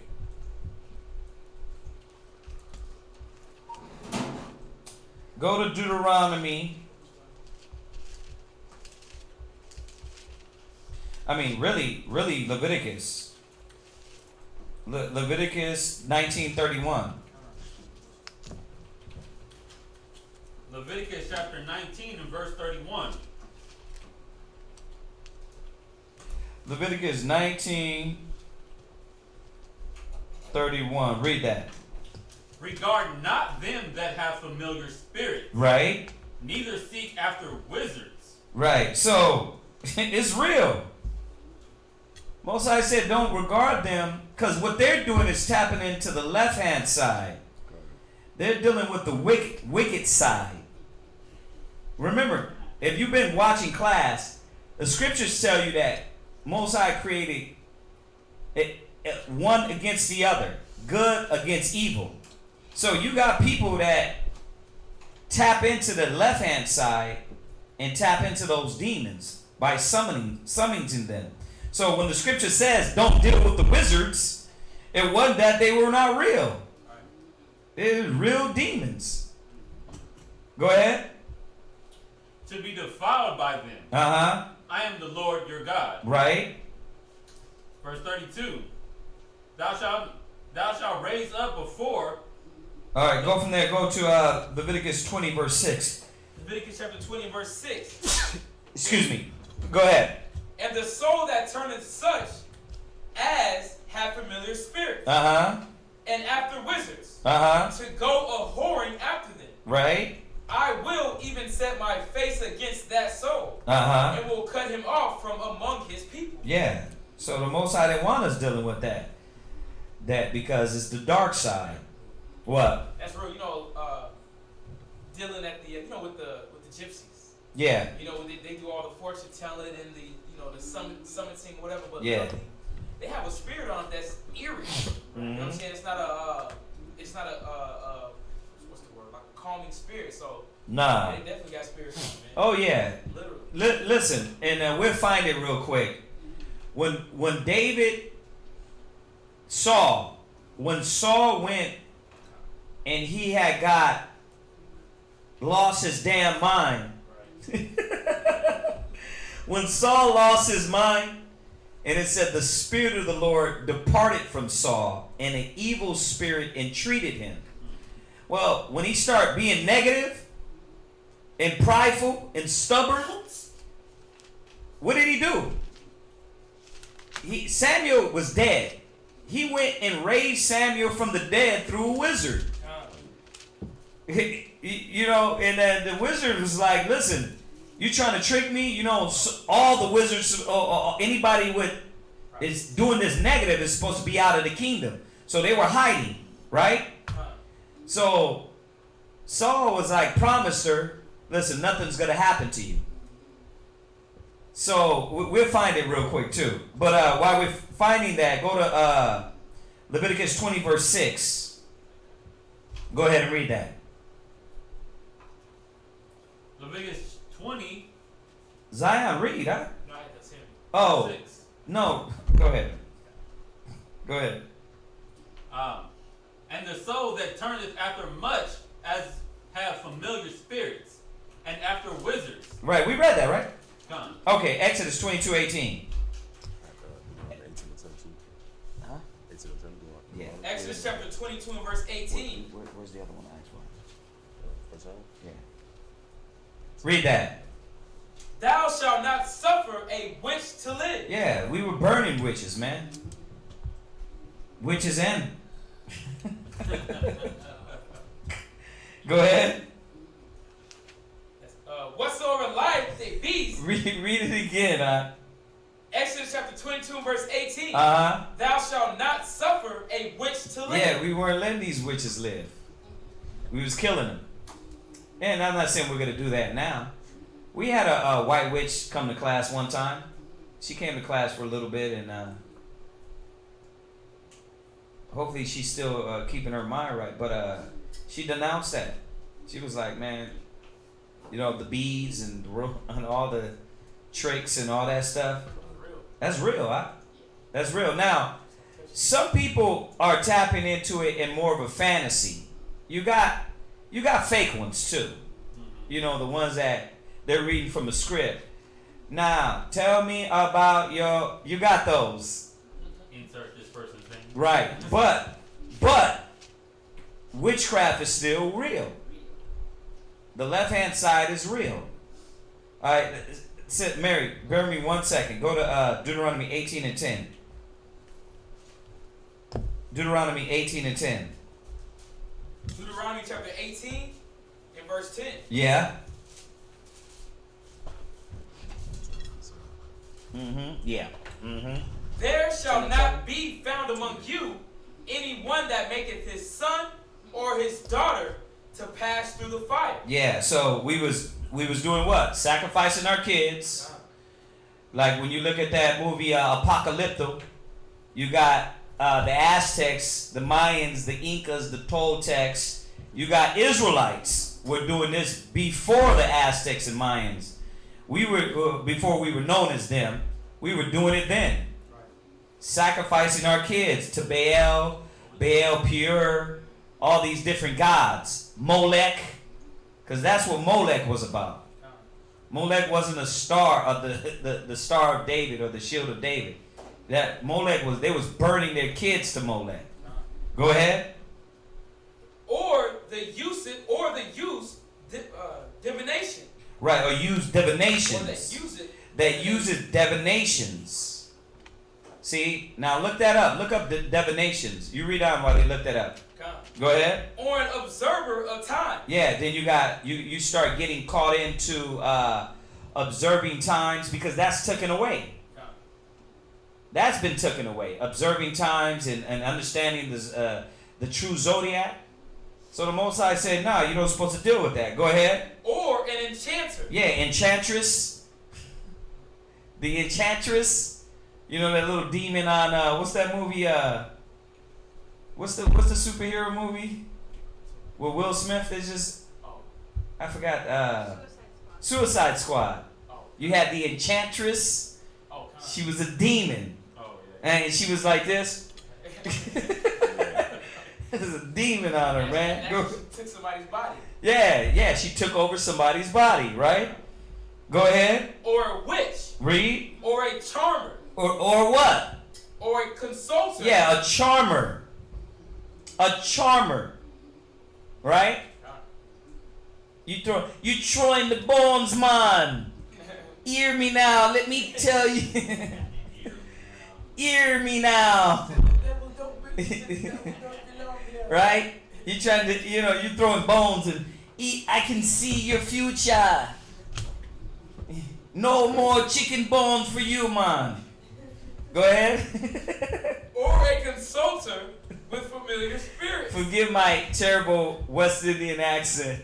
It's horrible. It said what? Or a consulter with familiar spirits. Yeah, you're consulting. What's that? Yeah, I hear you. Kill them all? Okay. When you talking to voices and you got a voice talking to you. What? The Puerto Rican brother that was down there in the that shot up with people in Florida. Yeah. That's what he said. But he said that obviously they got in his head and told him to do it. That's the same thing. Yeah. He heard spirits. Oh, this cat, this brother called me the other day. I ain't gonna say his name. Just gonna pray for him. He was like, "Listen, I need to change my phone." I said, "Why?" He said, "Because there's spirits are talking to me through it, telling me I need to change it." I was like, do do do do do do click. Like, I'm gonna just have to face the east for you, brother, and pray for you, cause you are tripping. You're tripping, like, nigga, for real. You gonna do it. You need to be baptized, anointed, all that. Damien wants him to forget Right. the number. Damien. Go ahead. Hey, we laughing, but you know what? That's real. Hey, you don't want to mess around with those spirits. We're laughing about it, but I'm telling you, it's real. Yeah, that's real. These cats have what psychotic breaks is when your mind switches and these spirits are now louder. Everybody got a voice. It's your conscience. It's the Most High guiding you spiritually. You know what I mean? And you make sure it's the Most High. Gauge off the scriptures, the word, right? Right. So when that voice clicks, and like when it's too loud, it's like, yeah. It's got bass. You better start praying. You better ask the Most High to let it be of the Most High. Go ahead. Or a necromancer. You see that? Necromancer. You sleeping with Bodies. sleeping with dead bodies, huh? Tongue kissing dead girls. Right? Necromancy, they do that. It's filthy and nasty. Go ahead. Verse 12. For all that do these things are an abomination. Right. So the Most High wasn't saying don't deal with them because it's not real. There's really people that was doing that. Go ahead. And because of these abominations, the Lord thy God doth drive them out from before thee. Right. And that's why we were killing the nations. We were stumping these nations out because this is what the hell they were doing. Now they doing it on a different level. Media, TV, rap music. You know what I mean? When you sitting there, you smoking a blunt and you just like listening. You got damn demons on you, man. You call yourself zoning out, and then you get these lyrics. You get those from Satan. If it ain't lyrics of the Most High, if you ain't getting it from without getting high as hell, then you ain't getting them from the Most High. You ain't getting them from the Most High. Go ahead. Verse 13. Right, so y'all get that, right? What you was gonna say, Mary? Now, if you're looking at me, let's say this guy call you on the telephone. If you're looking at me, do I seem like that? There's something about my spirit scares you, and I must be a witch that burn candles and do voodoo. Now, only one person says, I don't like to be I wouldn't come around her, because there's something about her spirit scares me. She's a witch that burn candles and wait voodoo. And they never seen me do that. They said that about you or this Like other? me. Oh yeah, yeah. We know you ain't doing that. Yeah, But- I'm saying she said something about my spirit scares her. Oh yeah, that's the true spirit. That's the true spirit that scares her. Yeah. And she putting it that way the way she wanna make it be. Right. See, that's Yeah, what yeah. I'm saying. She's trying to defame your name. Yes. You know, it's like they did Christ. They said he cast out devils in the name of the devil. He said, how could Satan cast out Satan? Kingdom divided against itself so cannot stand. So your works show that you're not doing that. But they don't. Certain people don't understand that about how to try the spirit by the spirit. She just hate me for something that she feel that I have for her, and she's jealous of it and everything else. So that's how she put me being Right. wrongdoing person. Right. She's trying to defame your name. Defend my name. Yeah. All right. So the last one on this question. Go to 1 Samuel 20 verse. Was it 7? It's actually 28 and 7. Oh, 28 verse 7. Yes, sir. 1 Samuel 28 verse 7. Go ahead and read that. 1 Samuel chapter 28, verse 7. Mm-hmm. Then said Saul unto his servants, Seek me a woman that hath a familiar spirit, Mm-hmm. that I may go to her and inquire of her. And his servants said to him, Behold, there is a woman that hath a familiar spirit at Endor. And Saul disguised himself and put on other raiment, and he went in, and 2 men with him. And they came to the woman by night, and he said, I pray thee, divine unto me by the familiar spirit, and bring me him up, whom I shall name unto thee. You see this? Bring him up on whom I shall name. Does that look like a hoax? This is real. Go ahead. Verse 9. And the woman said unto him, Behold, thou knowest what Saul hath done, how he had cut off those that had familiar spirits, and the wizards out of the land. See, when Saul was in his right mind, he was following the laws. But when he started to let pride get to him because David was chosen, he tripped out. Go ahead. Wherefore then layest thou a snare for my life, Uh-huh. to cause me to die? Mm-hmm. And Saul sware to her by the Lord, saying, As the Lord liveth, there shall no punishment happen to thee for this thing. Do you hear what's going on here? How the hell you gonna put the Most High's name in I won't kill you when you a demon? And I know what I'm doing is wrong. So Saul was out of his damn mind. He was losing it, man.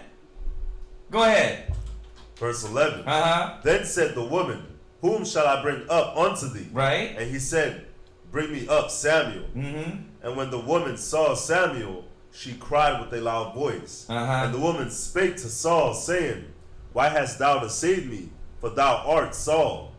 And the king said unto her, be not afraid, for what sawest thou? And the woman said unto Saul, I saw God's ascending out of the earth. So she seen angels.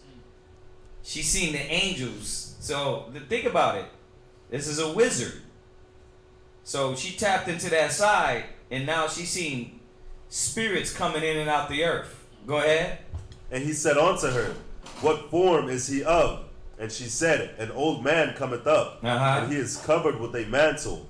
And Saul perceived that it was Samuel, and he stopped, and he stooped with his face to the ground, and bowed himself.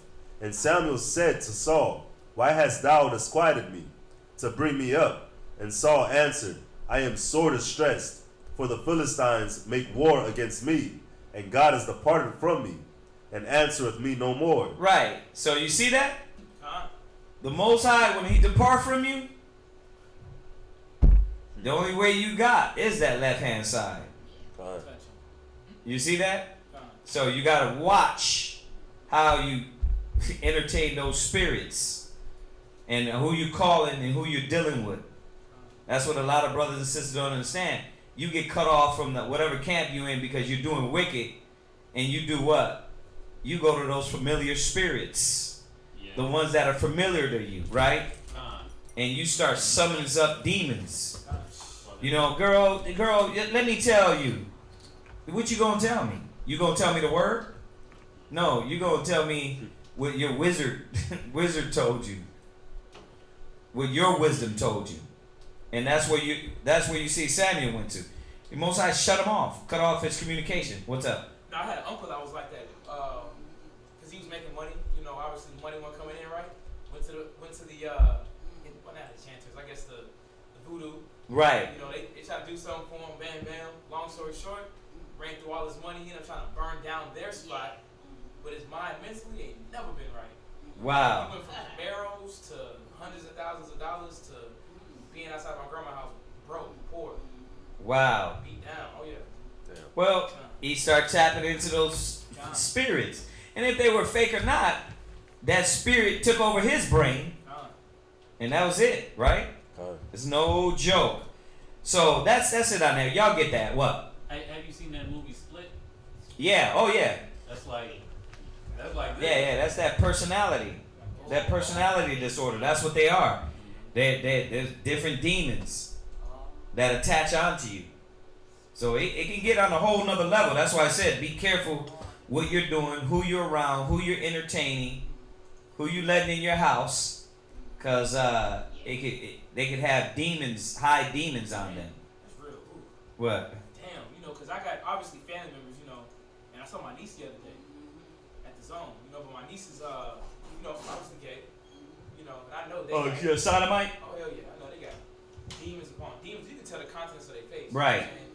Definitely care for her. You said, yeah, man, I have to come over one day. I'd be like, man, listen, I'm like, you know, I might have to go to your spot, but, Right. you know, that's real, though, because we never think about that as well. What do we allow in our house? Yeah. Those are high spirits, man. All right, what's the next one, sis? The last question. Uh-huh. The understanding of Luke chapter 16, verse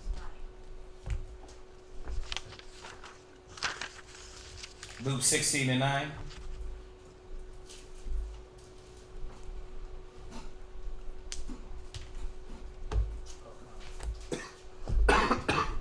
Yeah, man, this is real. Do not play. 16 and 9. All right.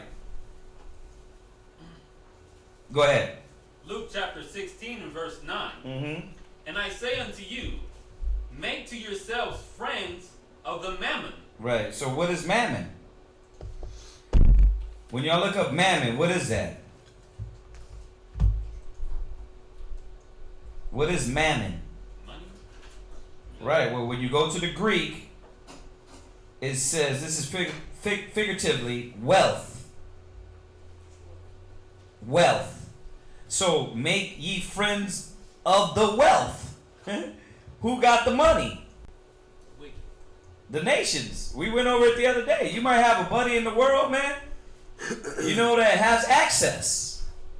You might have like the brother got a realtor, but you don't just you don't cut bridges.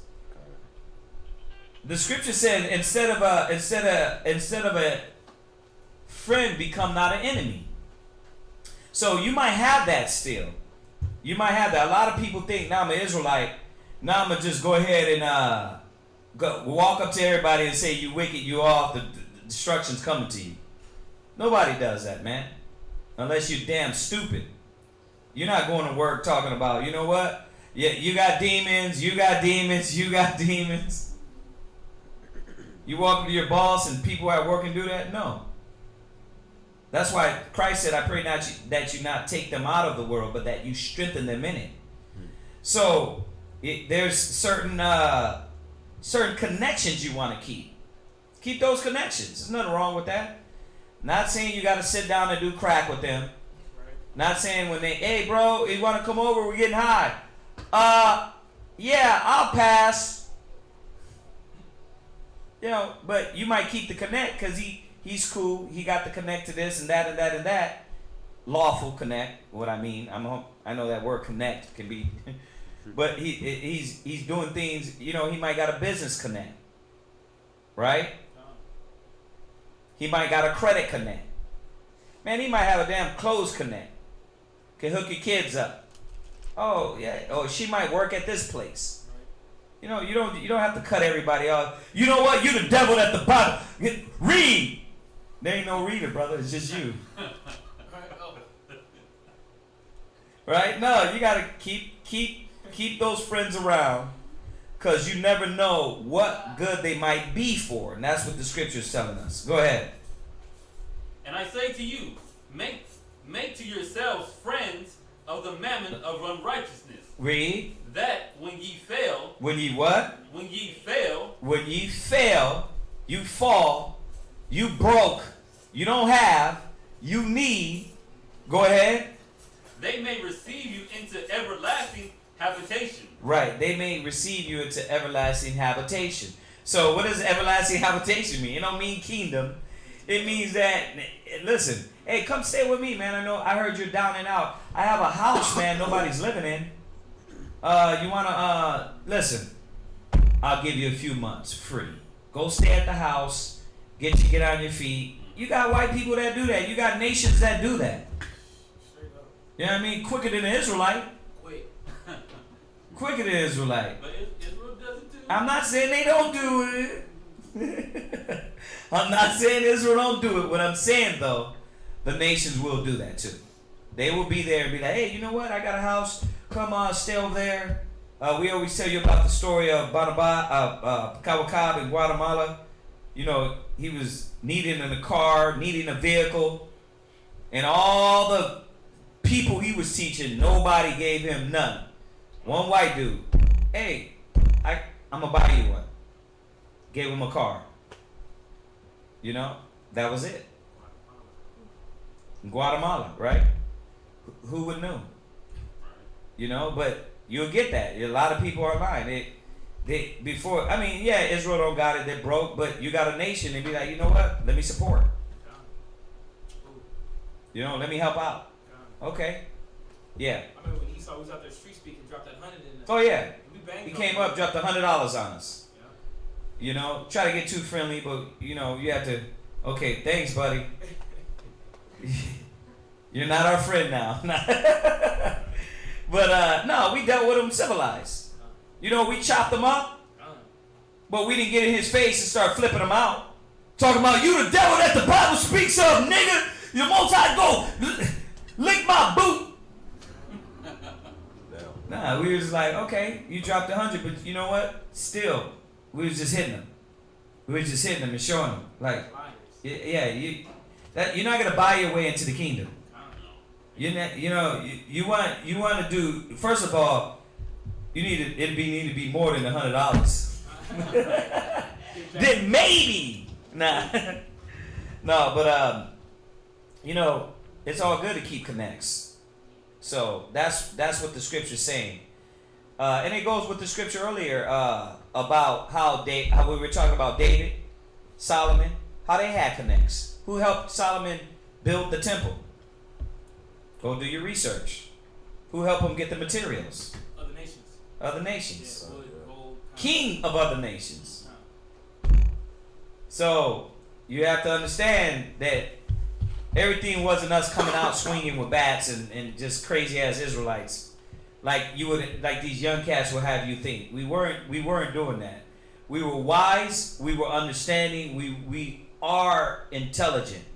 So when we move in the midst of this wicked and corrupt world, move with wisdom, move with understanding. I always say it all the time. Does the devil come to you and say, "Hi, I'm the devil, and I'm going to take your house. Damn. I'm going to make you invest in this house, put you in a hole, in a ditch, and a few years from now, you're going to be begging me to get out of here, but I'm going to take it all from you, buddy." No, they walk over with a three-piece suit, smiling at you, like, "We're going to help you, John. We're going to help you. We're going to help you get on your feet." Yeah. Right? But the bank is running and controlling everything. So remember, even Satan himself is transformed into the angel of light. Satan didn't come like everybody thinks. He didn't come with a pitchfork and horns and a big ass nose. Like Freddy Krueger talking about, "I'm here." No, he came subtle, wide. It said he was shining and bright. You understand? So just understand that when Christ said, "Be wise as the serpents, harmless as the doves," be that. Walk in this world.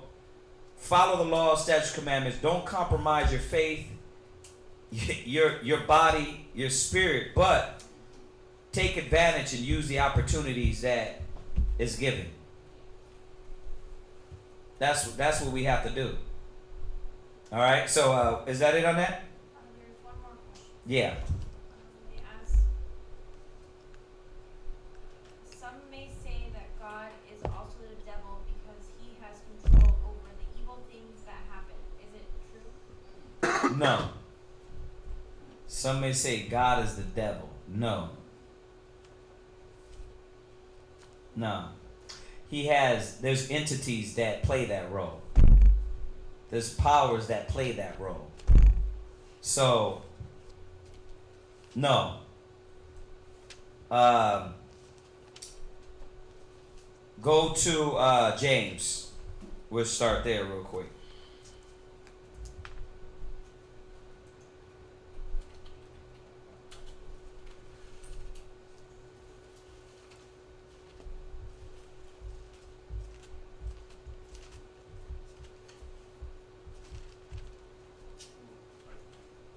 You know what I want? 1:13. Think so.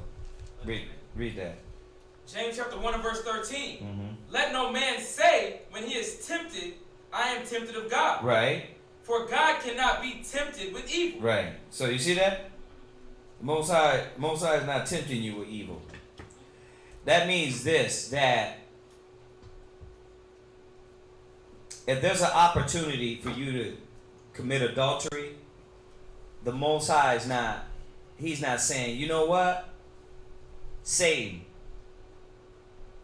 go tip him with some booty. That ain't his." Nah. The Most High is doing his work. Satan comes and says, "Oh, have you checked out Volante? Did you know that he ain't real? That he's the tempter, right? He's the accuser." So he would come just like Job. "Oh, you checked him out? No. Okay. Yeah, you checked out Kazaki? Look, this brother's wife right there, she been trying to get real close to him. You see that? That's Satan's job. So the Most High ain't saying, "Oh, he's not doing that." It's Satan's job to put it before you and try to draw you into that, not the Most High. So you got to understand how the Most High works and where evil has come from. Evil came from man desiring it. It said they summoned it. They called it to themselves. So the Most High didn't want. The Most High don't want none of that. But now, okay, you called this. You want this. You're calling this to you, right? But I'm gonna show you how to conquer it.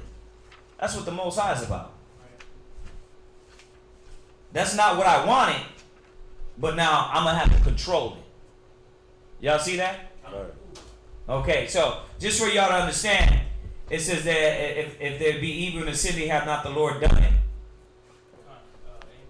Amos, right? But it's not saying the Most High comes down, right? And that's Satan's job, to come and accuse and bring accusation, and then based on that accusation, to get the judge to say, you know what? I believe in him.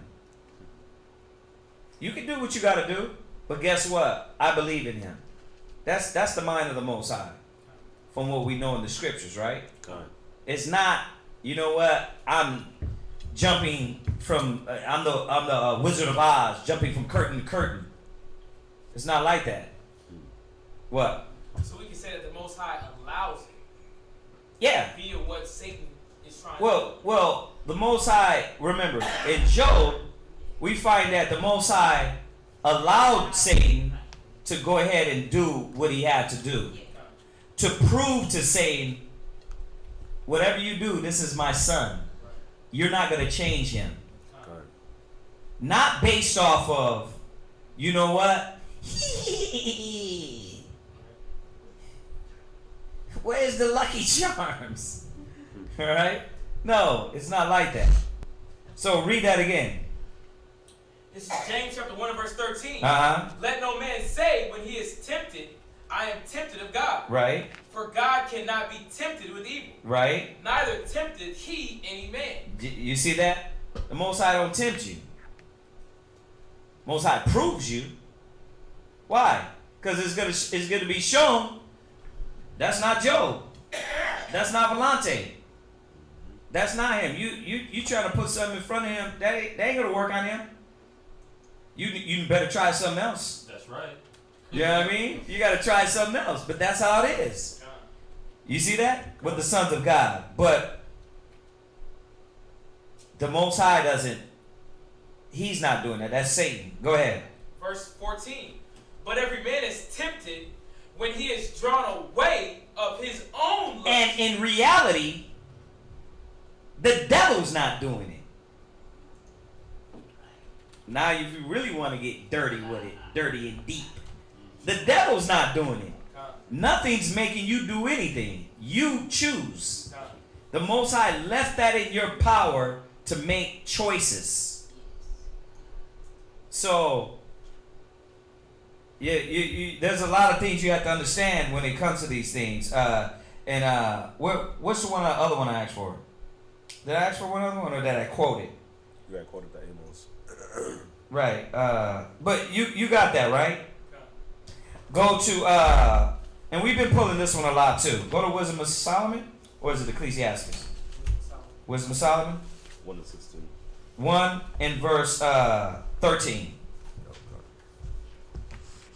Wisdom of Solomon chapter 1 and verse 13. Uh-huh. For God made not dead, neither hath he pleasure in the destruction of the living. Right. See, well, we just say, well, he made not death, but he brings low and brings high. Yeah, but it wasn't intended. The Most High didn't intend that. See, you called it to yourself. Now the Most High's got to show you, okay, let me show you how to control this. I'm going to make you gods. Well, how are you going to do that? Well, you're ignorant as hell. You call these demons to you. You call death to you. You call sin to you. But now I'm going to show you how to conquer and control all these things. Like I can do. I can control death and life. I bring low and bring high. This is what power we're dealing with. Go ahead. For he created all things, that they might have their being. Uh-huh. And the generations of the world were healthful. Right. And there is no poison of destruction in it. That's when he created Adam, this is what it was supposed to be. Go ahead. Nor the kingdom of death upon the earth. Uh-huh. For You see that? The kingdom of death wasn't supposed to be here. Well, what does death come through? Sin. Right?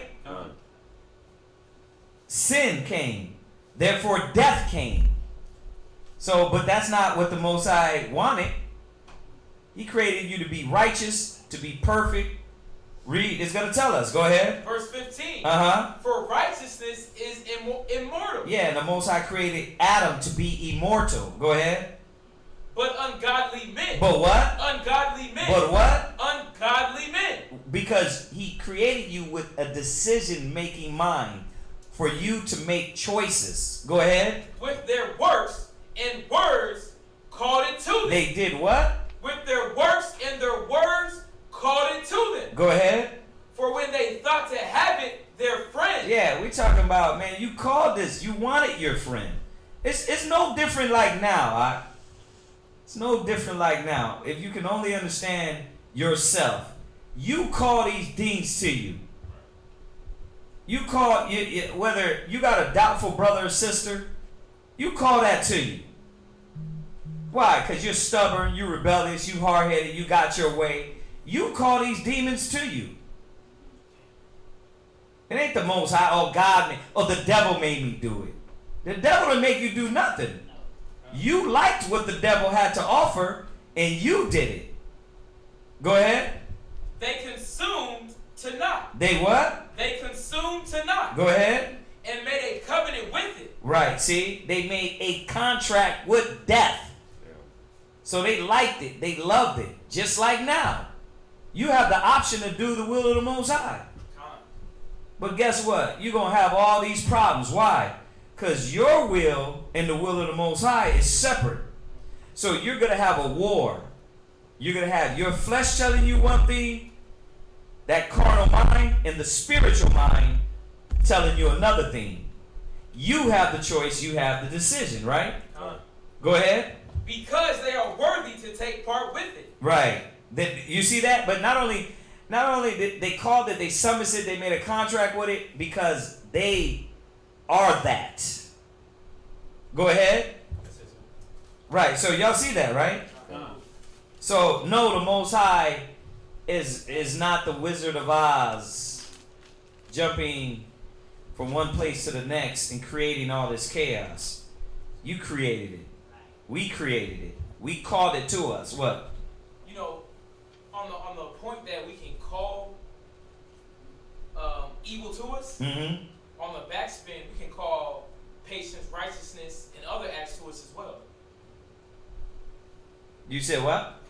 We can call the other aspect of it of being patient, Yeah. having good spirits or good vibes around us, Right. Just like we can call negative spirits. Yeah. That's cold because that's really, I'm just thinking about it right That's now. why it That's says, cold. That's powerful. ye are gods, but ye shall die like men. Why? Nah. Because your choices you're going to make. You know why you're going to die like a regular man? Because you don't want to be a god. Niggas think about being a god as money or women. That's not being a god. A god is having the wisdom, knowledge, and understanding to control your mind and your spirit and be on a high level of supreme being thinking. But to learn that, you have to come to the wisdom, knowledge, and understanding of the supreme being. So, no, Satan doesn't make you. The Most High gives you the choice. Y'all see that? I was going to pull that other one.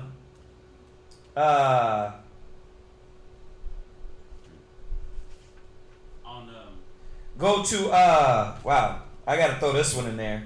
Go to Wisdom of Solomon. Wisdom of Solomon 14, verse 9. Yeah, Wisdom of Solomon 14 and 9. Wisdom of Solomon, chapter 14 and verse 9. Yeah. Wisdom of Solomon 14 and 9. That's a good question. I haven't got that question. Out of all the questions we've been getting, we haven't got this one. This is a good one. Go ahead. For the ungodly and his ungodliness are both alike hateful unto God. They're what? Hateful unto God. The ungodly and the ungodliness is hateful before the Most High. The Most High don't want you to be wicked. The Most High don't want you to do wicked. God. You like it. You want it. You want it. Go ahead. Verse 10. For that which is made shall be punished together with him that made it. Right. You see that? So that's where this punishment. Hold on 1 second. 1 second. I'm in class. Hold on 1 second. Let the brother know I'm in class that he can hit me up later. So y'all see that, right? Most High is not. He don't deal with that.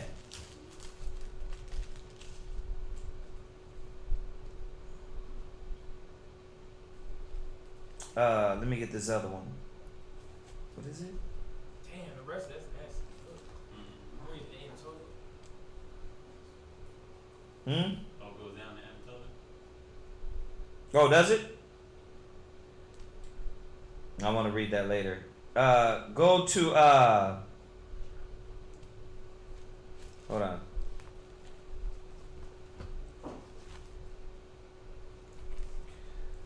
Go to. Y'all seeing this though, right? God. Come on. These scriptures are clear. Come. Oh. Let me find this one. Bear with me. Bear with me 1 second. Wow, what the heck? Huh.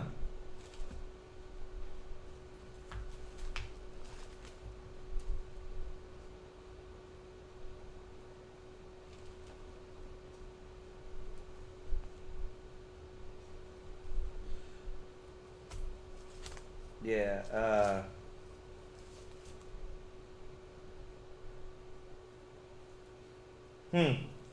I must have wrote that down wrong.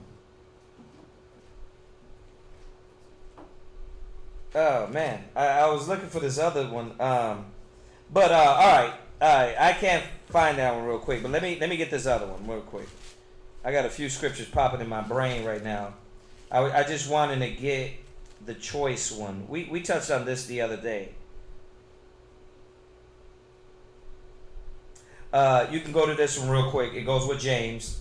This is I think you put this the other day too. Ecclesiastes 15 and 12. 15 and 12. I'm down. Read that. Ecclesiastes chapter 15 and verse 12. Go ahead. Say not thou that he has caused me to err, Right. for he hath no need of the sinful man. Right. So you see that? The Most High is he's not playing the role of Satan. There's angels, there's demons. You know, and what they do is accuse. Once again, Satan doesn't make you do anything. You have the choice. Go ahead. Verse 13. Right? The Lord hateth all abominations. He what? Hateth all abominations. The Most High hates all abominations. So that goes with that 14 and 9. Go ahead. And they that fear God love it not. Yeah, read. 14. For he himself made man from the beginning. Right. And left him in the hands of his counsel. Y'all see that? God. He left him in his own counsel. What is saying there? It says, this is verse 14. Uh-huh. It was he who created humankind in the beginning. Uh-huh. And he left them in the power of their own free choice. There you go. There you go. Go ahead. If you choose, you can keep the commandments. Right, and that's real. The Most High gave you the power to keep the commandments if you want to do it. You know why this is so hard for people? They just really don't want to. Their lust and desire for what they want is stronger than the will of the Most High. That's why I always give the stupid examples about work. You know what I mean? When you're obedient to your job and your money, and you don't have to get taught to pay your light bills. You know what I mean? It's natural. You pay your lights, it's natural, right? Nobody have to sit down and teach you the scriptures to pay your lights.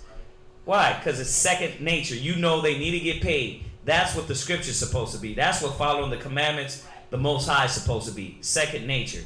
First nature, right? First nature. Go ahead. And to act faithfully is a matter of your own choice. Yeah, you see that? So that was verse 15, right? Right. If thou wilt to keep the commandments and to perform acceptable faithfulness. Faithfulness is your choice. Go ahead, read on. Me? Let him read. Verse 16. Right? He hath set fire and water before thee. Right? Stretch forth thy hand until whether thou wilt. Do what? Stretch forth thy hand whether thou wilt. So, you see that? You have the choice to do what you like, what you want, what you feel. See, you want to follow the commandments? Follow them. So, I always say this. When the scriptures say the Most High direct your path, that doesn't mean that he's taking your feet and going. What it means is that, like the other scriptures you have to read with it, it says a righteous man's steps are guided by the Most High. Then it tells you in Psalms 119, with a lamp, like the Most High guides your steps. Why? Because the wisdom is guiding you. The law is guiding you. Yeah. Because you trust in that. That's your guide. So the Most High is guiding you. But you can't, you got to be careful with the Most High directs my steps, because people, see, God got me doing this. No, that's your own lust, buddy. That's not saying that. That's your own desire. Oh, God put me here. Maybe he wanted me to have, maybe he wanted this to happen for a reason. No, he don't. He said he don't want nobody to suffer.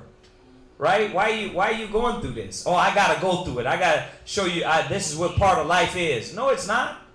He said, why will ye die? Follow me and live, O Israel. Right? What? As like saying, the Most High put me in a strip club. I'm sitting here to convert the strippers. Right. You know, it's just my life. The Most High got me in this path. No, he don't. You know, he said you make your choice. Right. Your demonic choice got you in a demonic situation. Our ignorances check us. That's why he says thy own wickedness shall what? Correct thee. Right? So, this is like straight to the point, man. Go ahead.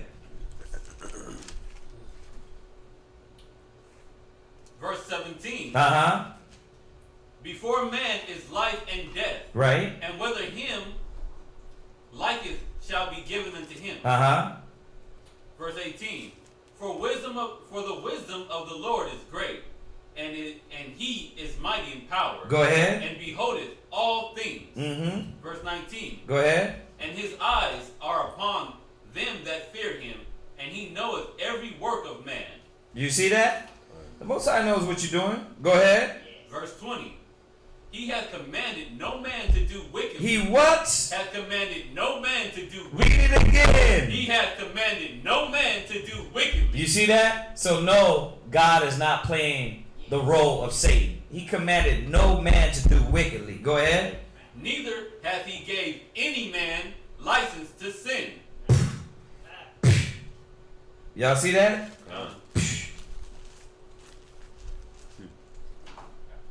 Yeah, go ahead. There was a scripture that Yasha Allah from San Antonio dropped, and it kind of goes right into it. It's Ecclesiastes 3:11. Uh-huh. Now my question is regarding the second precept, Yeah. because what you're pulling out here. What verse? Verse 11, Ecclesiastes 3:11. Ecclesiastes. Oh, okay. In the Bible. Is that on the same topic, or we finna move to another The topic? same topic. Okay. I'm thinking. 3 and 11. About the choice, but what I'm thinking is Uh-huh. because I already brought it out. Go ahead and read. Go ahead. Ecclesiastes 3 and 11. He hath made everything beautiful in his Oh, time. Ecclesiastes. Yes, sir. Okay. Ecclesiastes Uh-huh. 3 verse 11. Uh-huh. He hath made everything beautiful in his time. Also, he hath set the world in their heart. Okay, so what's your... Now, my question is, when you say he set the world in their heart, Mm-hmm. is it saying that, once again, we have the... He gave us the power to create what we want around us. Yeah. Because that's kind of what Yashua was trying to bring out. It was heavy at the time. I really didn't. Yeah, no. Remember, ye are gods. Everything he gave us was to have control and power over. But we chose to do it wickedly. We chose to do it like Satan teaches instead of like the Most High. So the Most High is revealing what you are by what you like, right? No. What? I was gonna say with that, isn't that like and what you're saying? Yeah. Isn't that like how it says whatever you bound on earth Should be bound in heaven. shall be bound in heaven. Right. And that's also along with what you were saying earlier, like how you can call the good you call the bad to yourself, Mm-hmm. but you can also call the good to yourself as well. Right. Yeah. You remember that Wisdom of Solomon. He says we called it to ourselves. We summoned it. And we made it to be our friend. Right? But the Most High didn't have it like that. Right. Alright, y'all got any I was trying to look for this one more on this point right here.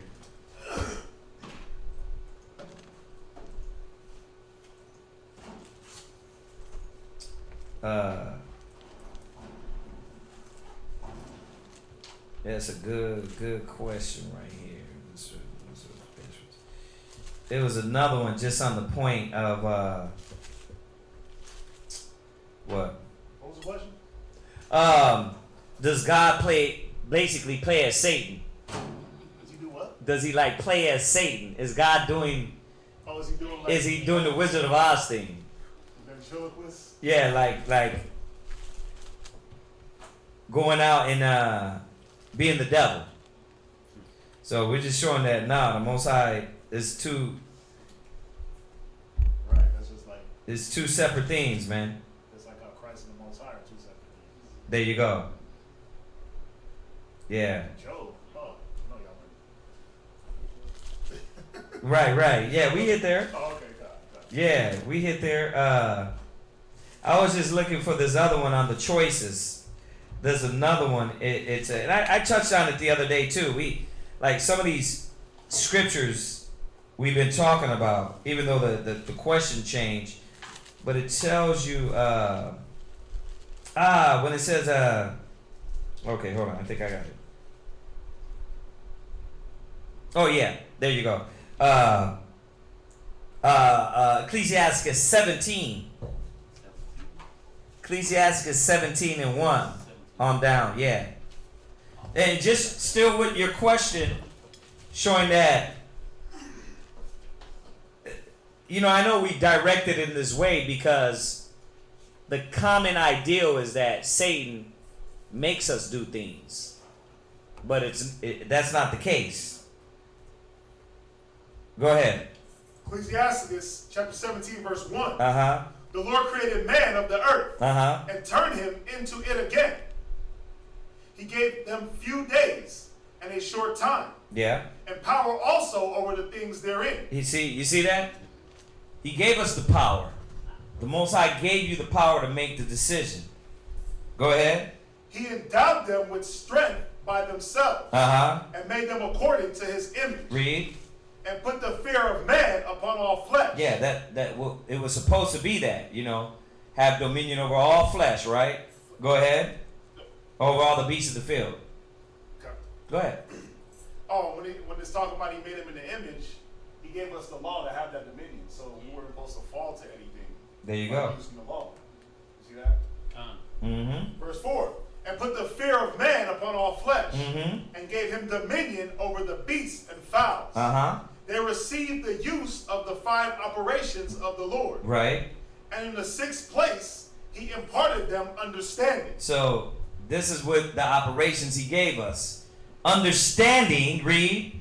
And in the 7th, speech. Speech, go ahead. An interpreter of the cogitations thereof. Check that out. Read. Counsel. Counsel. And the tongue. Uh-huh. And eyes. Eyes. Ears. Read. And a heart. Gave he them to understand. So he's letting them know, listen, I created you to be the self-sufficient. To survive, to be these gods. Go ahead. Withal, he filled them with the knowledge of understanding. Go ahead. And showed them good and evil. Right. So now we're able to see what? Good and evil. We're able to see what to do and what not to do. Right. See? Because we can see the actions of Satan, the actions of the Most High, the works of the Most High. Go ahead. He set his eye upon their hearts, Uh-huh. that he might show them the greatness of his works. Right. He gave them to glory in his marvelous acts forever, Read. that they might declare his works with understanding. That's what we were here for to do. Go ahead. But why are we touching on this too? You see the actions of the Most High? Right. The actions and how the Most High set things up. This didn't have nothing to do with Satan. If you look at the intentions, from what we're understanding biblically, his intentions were righteous. His intentions were righteous to keep you away from sin. He's not that God. Go ahead.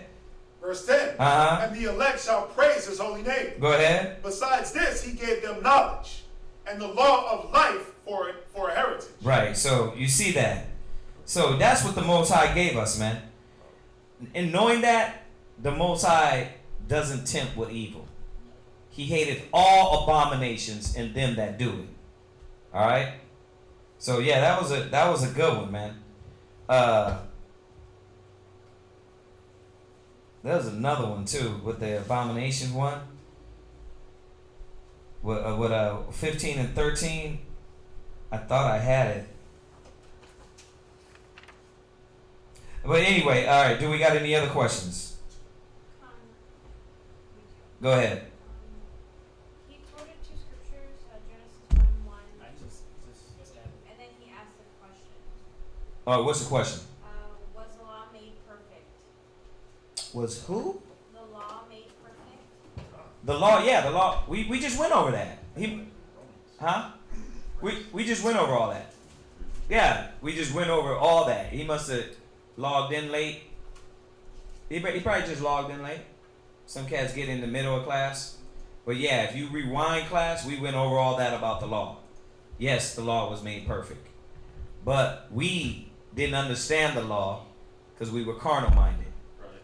All right? And we just touched over all that. What else? What does it mean that Christ is going to build us mansions and in the place he's at now, will we ever go there? Well, it says there's already, go to the scripture, because it's, I know you're probably paraphrasing, but to get it in context, we're going to be able to understand the scripture more. Read that. What's up? Yeah, great. Oh, go to what is it? John 13:1, right? The one he's quoting.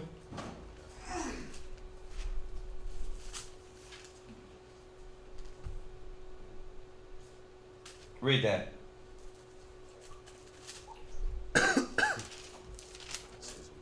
No, it's not 13. It's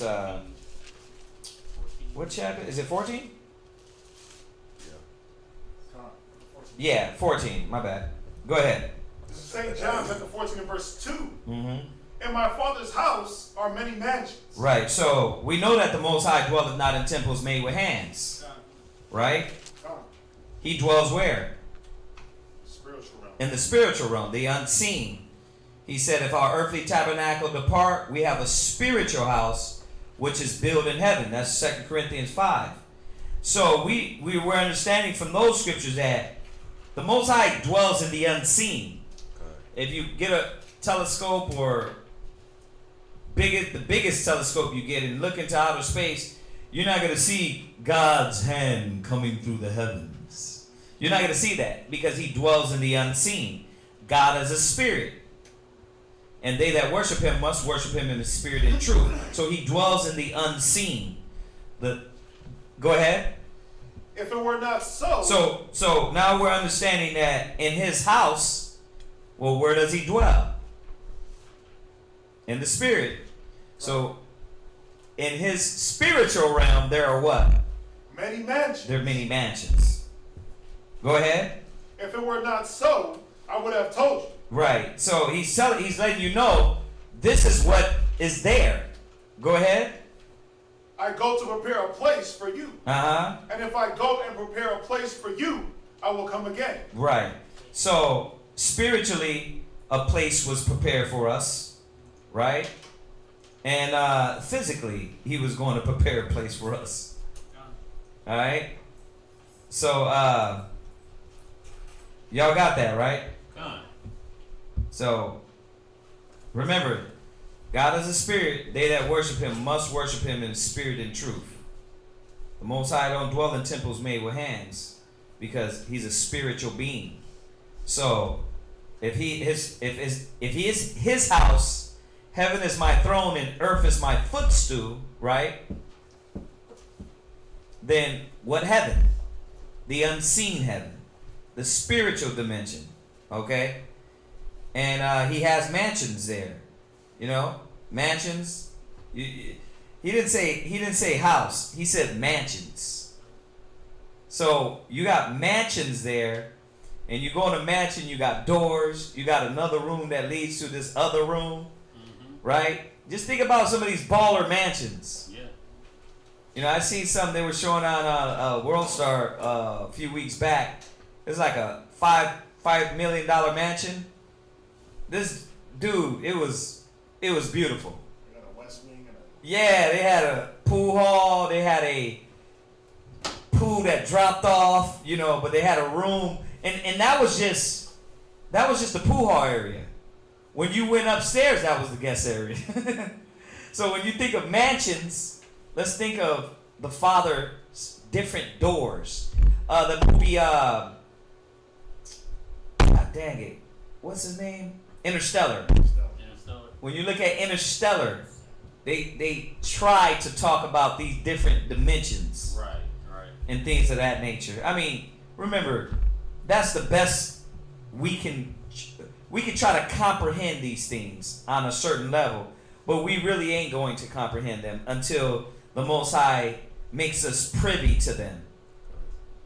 All right, so yeah. What else we got? Is that it? They had a question on the scriptures, and Jesus said unto him, Why callest thou me good? There is none good but God, that is God. And he asked, if God made Christ, and Christ says He's not perfect, does this mean Christ's creations aren't 100% perfect? That's why our true Creator, Yah, has the true authority to judge us at the end. This is why Christ's not judging us or passing judgment. Okay. First of all, let's get the scripture where he quoted or she quoted.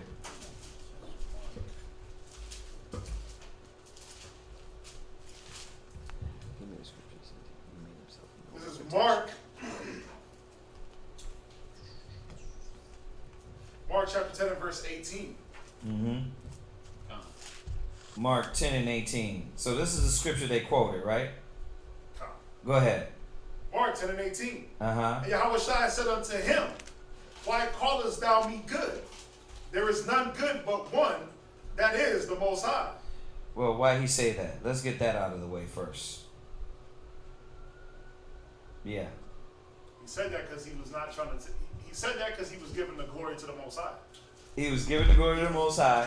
He was trying to take low. He wasn't trying to take the credit for anything that was going on. There you go. He wasn't trying to take credit from the Most High. Then also, why else? Because he was in flesh. Right. Mm. Yeah. So he knew that he couldn't Now, think about it. You could be righteous, but could you yet and still be in the flesh and be, until the spirit consumes you, could you be 100% on point? Why? Why? It says nothing good can come from this flesh. It's the flesh leads to death. Right? Why? Because the scriptures talk about that constant battle. No matter what, Christ was always. The one thing that we forget, I think we forget to realize, is that Yahweh Shah was always fighting. He was always He fighting. wasn't just rolling around perfect. He Right. always had that constant battle. He just had a mind to where he could overcome whatever battle it was. That's it. He was tempted in all manner we're tempted in. You know what that means? That lust came to his head. So he realized that in my, let me get it. Lust, murder. Nah, I'm messing with you. No, all of it. I mean, you gotta yeah. really think about it. Think about what he wanted to. Think about how he like the thoughts that he had with Judas. Yeah. How he wanted to take that cat out, but then he had to fight it. Yeah. You know. I mean, knowing what he knew. Give me that one first, real quick. Where is it? Philippians 2:7. Go to Philippians 2:7. Knowing the things that he knew, man. Yeah. Philippians 2:7. Philippians chapter 2 and verse 7. Philippians 2 and 7. But you want to go? Yeah. Philippians chapter 2 and verse 7. But made himself of no reputation, and took upon him. Wait. We gotta read up a little bit.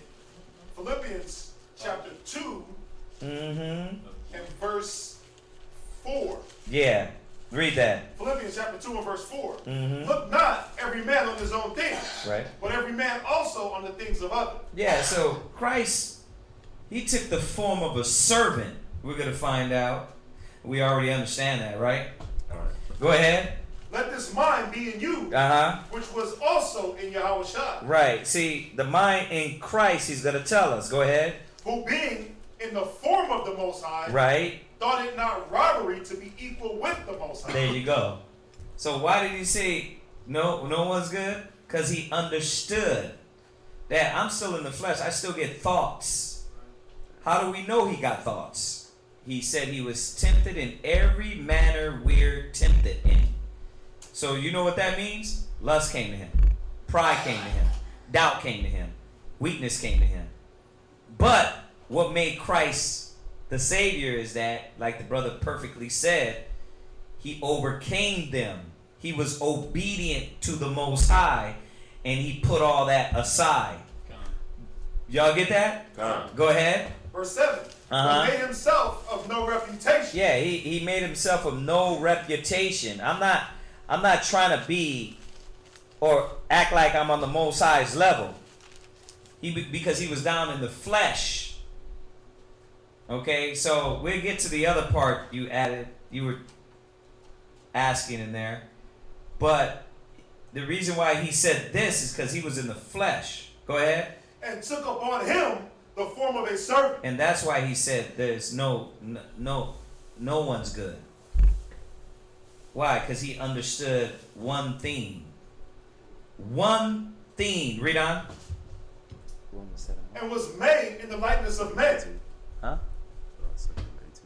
Right, go ahead. And being found in fashion as a man, he humbled himself. Right, so Christ humbled himself. Alright, go to read Romans 7 verse 18. Go to Romans 7:18. So, Romans chapter 7, yeah, verse that brother, was that a brother or sister? Brother, the reason why he said that is because Christ he wasn't trying to presume to be the greatest. He always was to show us about humility. Because then you would have brothers walking around talking about, oh, I'm good. You know what I mean? I'm perfect. I'm just. I'm right. What? Yeah, it's just like when they would come to Christ and ask him, like, are you the Christ? And he'd be like, that's what you call me. That's thou says. Thou says. I didn't say it. Right, but then for the apostles, he might creep on the low and be like, listen, don't tell nobody. Why? Because it wasn't about fame. Right. It wasn't about I'm general such and such and I want to be known above all. It was giving glory to the Most High in Christ. Or when he would heal someone, he would let them know, like, don't say nothing. Yeah, don't say Don't nothing. say nothing. Yeah. See, it wasn't about the glory was given, but he was modest. The glory was given. What? Because there'd be sometimes where he would tell them, go Right. say something. Yeah. But he did it for a reason. Right. He wanted To the priest. He was like, go to the priest. Yeah. Go here, go to the priesthood, let them know. Let them know what happened. Yeah. Right. So they can give praise and honor to the Most High. Yeah. All right, read Romans 7:18. Romans chapter 7 and verse 18. Mm-hmm. For I know that in me, that is, in my flesh, dwelleth no good thing. That's what Christ understood. Him being in the flesh, that flesh itself is no good thing. So he understood that. Go ahead. For the will is present with me. But to how to perform that which is good, I find not. See, but Christ found. He found it how? Being obedient to the cross. Being obedient to the Most High. What is it? Hebrews?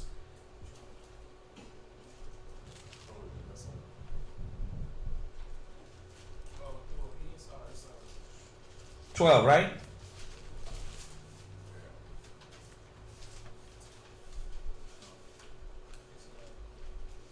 it's 12, right?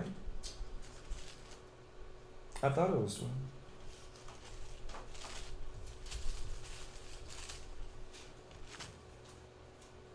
We'll find it. I thought. Wait, hold on a second. I thought it was- God, Hebrews chapter 12 and verse 2. Yeah. Go ahead. Looking unto Yahushua, the author and finisher of our faith, who for the joy that was set before him endured the cross, Right. despising the shame. Right. So this is what made Christ. This is what lifted him up to be set on the right hand side of the Most High. Go ahead. Despising the shame, and is set down at the right hand of the Most High. Right. So just showing that you're asking why we shouldn't say, oh yeah, I'm good, because there's none just. There's none just, and Christ he was leading the example. You would have brothers going around and be like, yeah, I'm good. I follow the law from my youth up. And no, you're not just. You're not good. Keep striving. You'll get there. When Christ gets back, he's going to be able to tell you if you're good or not. What's up? You want to suffer from? What? Suffer, through obedience he suffered. Oh, yeah. What's that one? That's Hebrews chapter 5 and verse 8.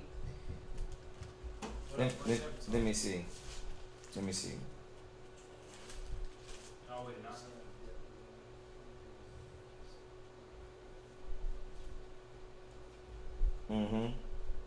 That's dope, but we don't have to go there. That's hard. All right. What else, sis? They asked in Genesis, with Adam and Eve, there was more people on earth. That's a question. Like where Cain went, and how about why are they sinners and idolaters, worshippers of Baal? Who? What is it? There's a lot of questions in there. So read it again. In Genesis, with Adam and Eve, there was more people on earth. Okay. That is true. There was more people at the time. Go ahead. Like where Cain went. Okay. And how about why are they sinners and idolaters / worshippers of Baal? Who? Why? The people during that time? I'm not sure if I understand that question. So you can repeat that one, brother or sister. Repeat that question again. Well, you're right about there was people during that time. Are you saying that why were they serving these other gods? We know that why, because they were wicked. They were off. They weren't serving. They didn't believe in the one true God. What do we got any other questions? We're winding down. We got a few minutes left. That was it? Okay, we'll wait till he comes back on that. Y'all got any questions in here? It was all questions. I know. Question. Yeah. So on the high priest, you know how we call certain men high priests, Mm-hmm. but in the scriptures it says that no one is a high priest. Mm-mm. Kind of. Mm-mm. Can you explain? They don't say that. Well, not that no one is a high priest. It don't say that no one was a high priest. It because the when you go to Leviticus, they were called the high priests, and they were the high priest was the only one that can go behind the curtain. So repeat what you're saying so I can understand the way you mean it.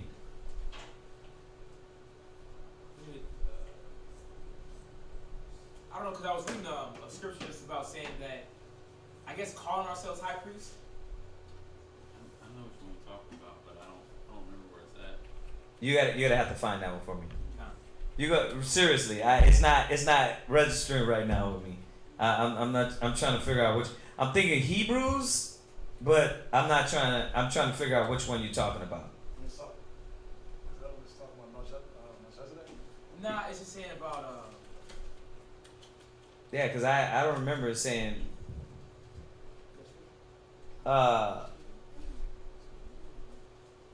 What else we got online while he's looking for that? Searching for that one. I'm just. You said what's this? Nothing. All right, listen. If we didn't get to your question, there's a lot of questions, man. That's a lot of dang questions. Hey, how many survived with us all through that? 16. Oh, okay. There's a lot of y'all really wanting to learn, man. Cause you gotta sit there to go through all those damn questions. Not damn, but go through all those questions and get them answered. You gotta have patience, and you definitely gotta want to learn, man. So, Barakatai, how about Shemi Al-Shai for that? What? That brother asked, they stated, were the other civilizations created to be wicked or godless? That's their response to your. Were the other civilizations during Adam's time? Well, that tells you, we just went over it, that the Most High created man to be righteous, but they called it to themselves. So we can't add what's not there, right? Biblically, it doesn't give us all the details, but we know during this time you had wicked men, right? You had Cain. He's the beginning of that, right? So you have this spirit there. You have this spirit around. So the only way you can understand that is going through Genesis 1 breakdown and showing that the trees in the gardens were other nations. So, but it doesn't. You're not gonna read about like Nod. It tells you got a wife there, but it don't tell you that there was all these people, what they were doing, and the details of that. So remember, the Bible is what it is for its reason. We can't speculate or add. And we'll go over Genesis too. We'll go over Genesis 1. But once again, in the Genesis breakdown, when you talk about the trees and the nations, it gives you the understanding that they were there. Right? We know that, and we'll go over that though. We'll go over all that. The sons of God were following righteousness. The sons of the wicked were doing wicked. They were doing evil. So, but that I would like to go over that in its entirety when we go over Genesis again, instead of just chopping and screwing it right now a little bit. All right? Yeah. Yeah, so we get to that. We have no problem with going over that. Any other questions? No? All right. Well, brothers and sisters online, once again, for y'all that continually watch and come to class every Mondays, Wednesdays, and Fridays, whether it be online or in here, once again, we have Purim coming up. March 9th and 10th, and we have the Passover coming up. So if you want to come join us, Purim it's not as important as the Passover, but y'all should definitely try to get out here for the Passover. That way you can see what the Passover is about. You can partake, celebrate it, commemorate it how it's supposed to be with brothers and sisters. I mean, if you feel we are that. You know what I mean? Otherwise, if you want to donate, you want to help us out with our school, we would appreciate that too. All right? So, that's it. I'll wait a few seconds, see if anybody has anything else. You find that scripture out? No, sir. Okay. Don't worry. We'll find it. We'll find it. It's just probably you're paraphrasing it in a certain way that probably makes you looking at it that way. But based off of the high priests, they were called literally high priests back in the days. So, you know, yeah. Did they have anything? Okay. All right. We'll wait a few seconds. We got anything in here? Announcements? Listen, y'all know y'all got to get your garment, your qual in. You got yours in some part of it, right? Or all of it? Total. You're done. You're done. Get him out of here. You're done. His garment's already ready to roll. You get yours in? No, sir. You got to get that in, bro, chacho. All right. God, y'all got to get y'all garments in that way, because you know why? They're buying all the stuff in San Antonio ahead of time, and then that's how they. Listen, the good thing is that we ain't gonna be on Passover Day working on garments. They're already working on them, right, sis? Yeah. So, yeah. Last year it was like the day before. I mean, it's been like that every year. You know, because we're handling it so much. So we're just trying to this year knock it out ahead of time. Speaking about that, please, if you want to help us out with the Passover, getting the lamb, the Passover location, we're asking y'all to help out, please. That would really help us. What? Yeah, someone else had a question. Did you want that? Go ahead. Is it a quick one? It looks like they already asked it. Did you guys find out which of Noah's sons came first? Oh, no, Noah's sons, the age. No, not yet. Hey, listen, my number is 321-960-8411. Do this. Text me tomorrow. I gotta. That's the way I think. Text me tomorrow, okay? And then I'm gonna have that for you. It's just last time when you asked, you know how these questions, man. There be so many dang questions that you sometimes forget. So text me tomorrow, 321-960-8411, and I will answer that. All right. Any other questions? All right. Let's salute them online. Say shalom, y'all. Shalom. All right. I imagine we'll put your hakodam, rise and face the east as soon as we go off.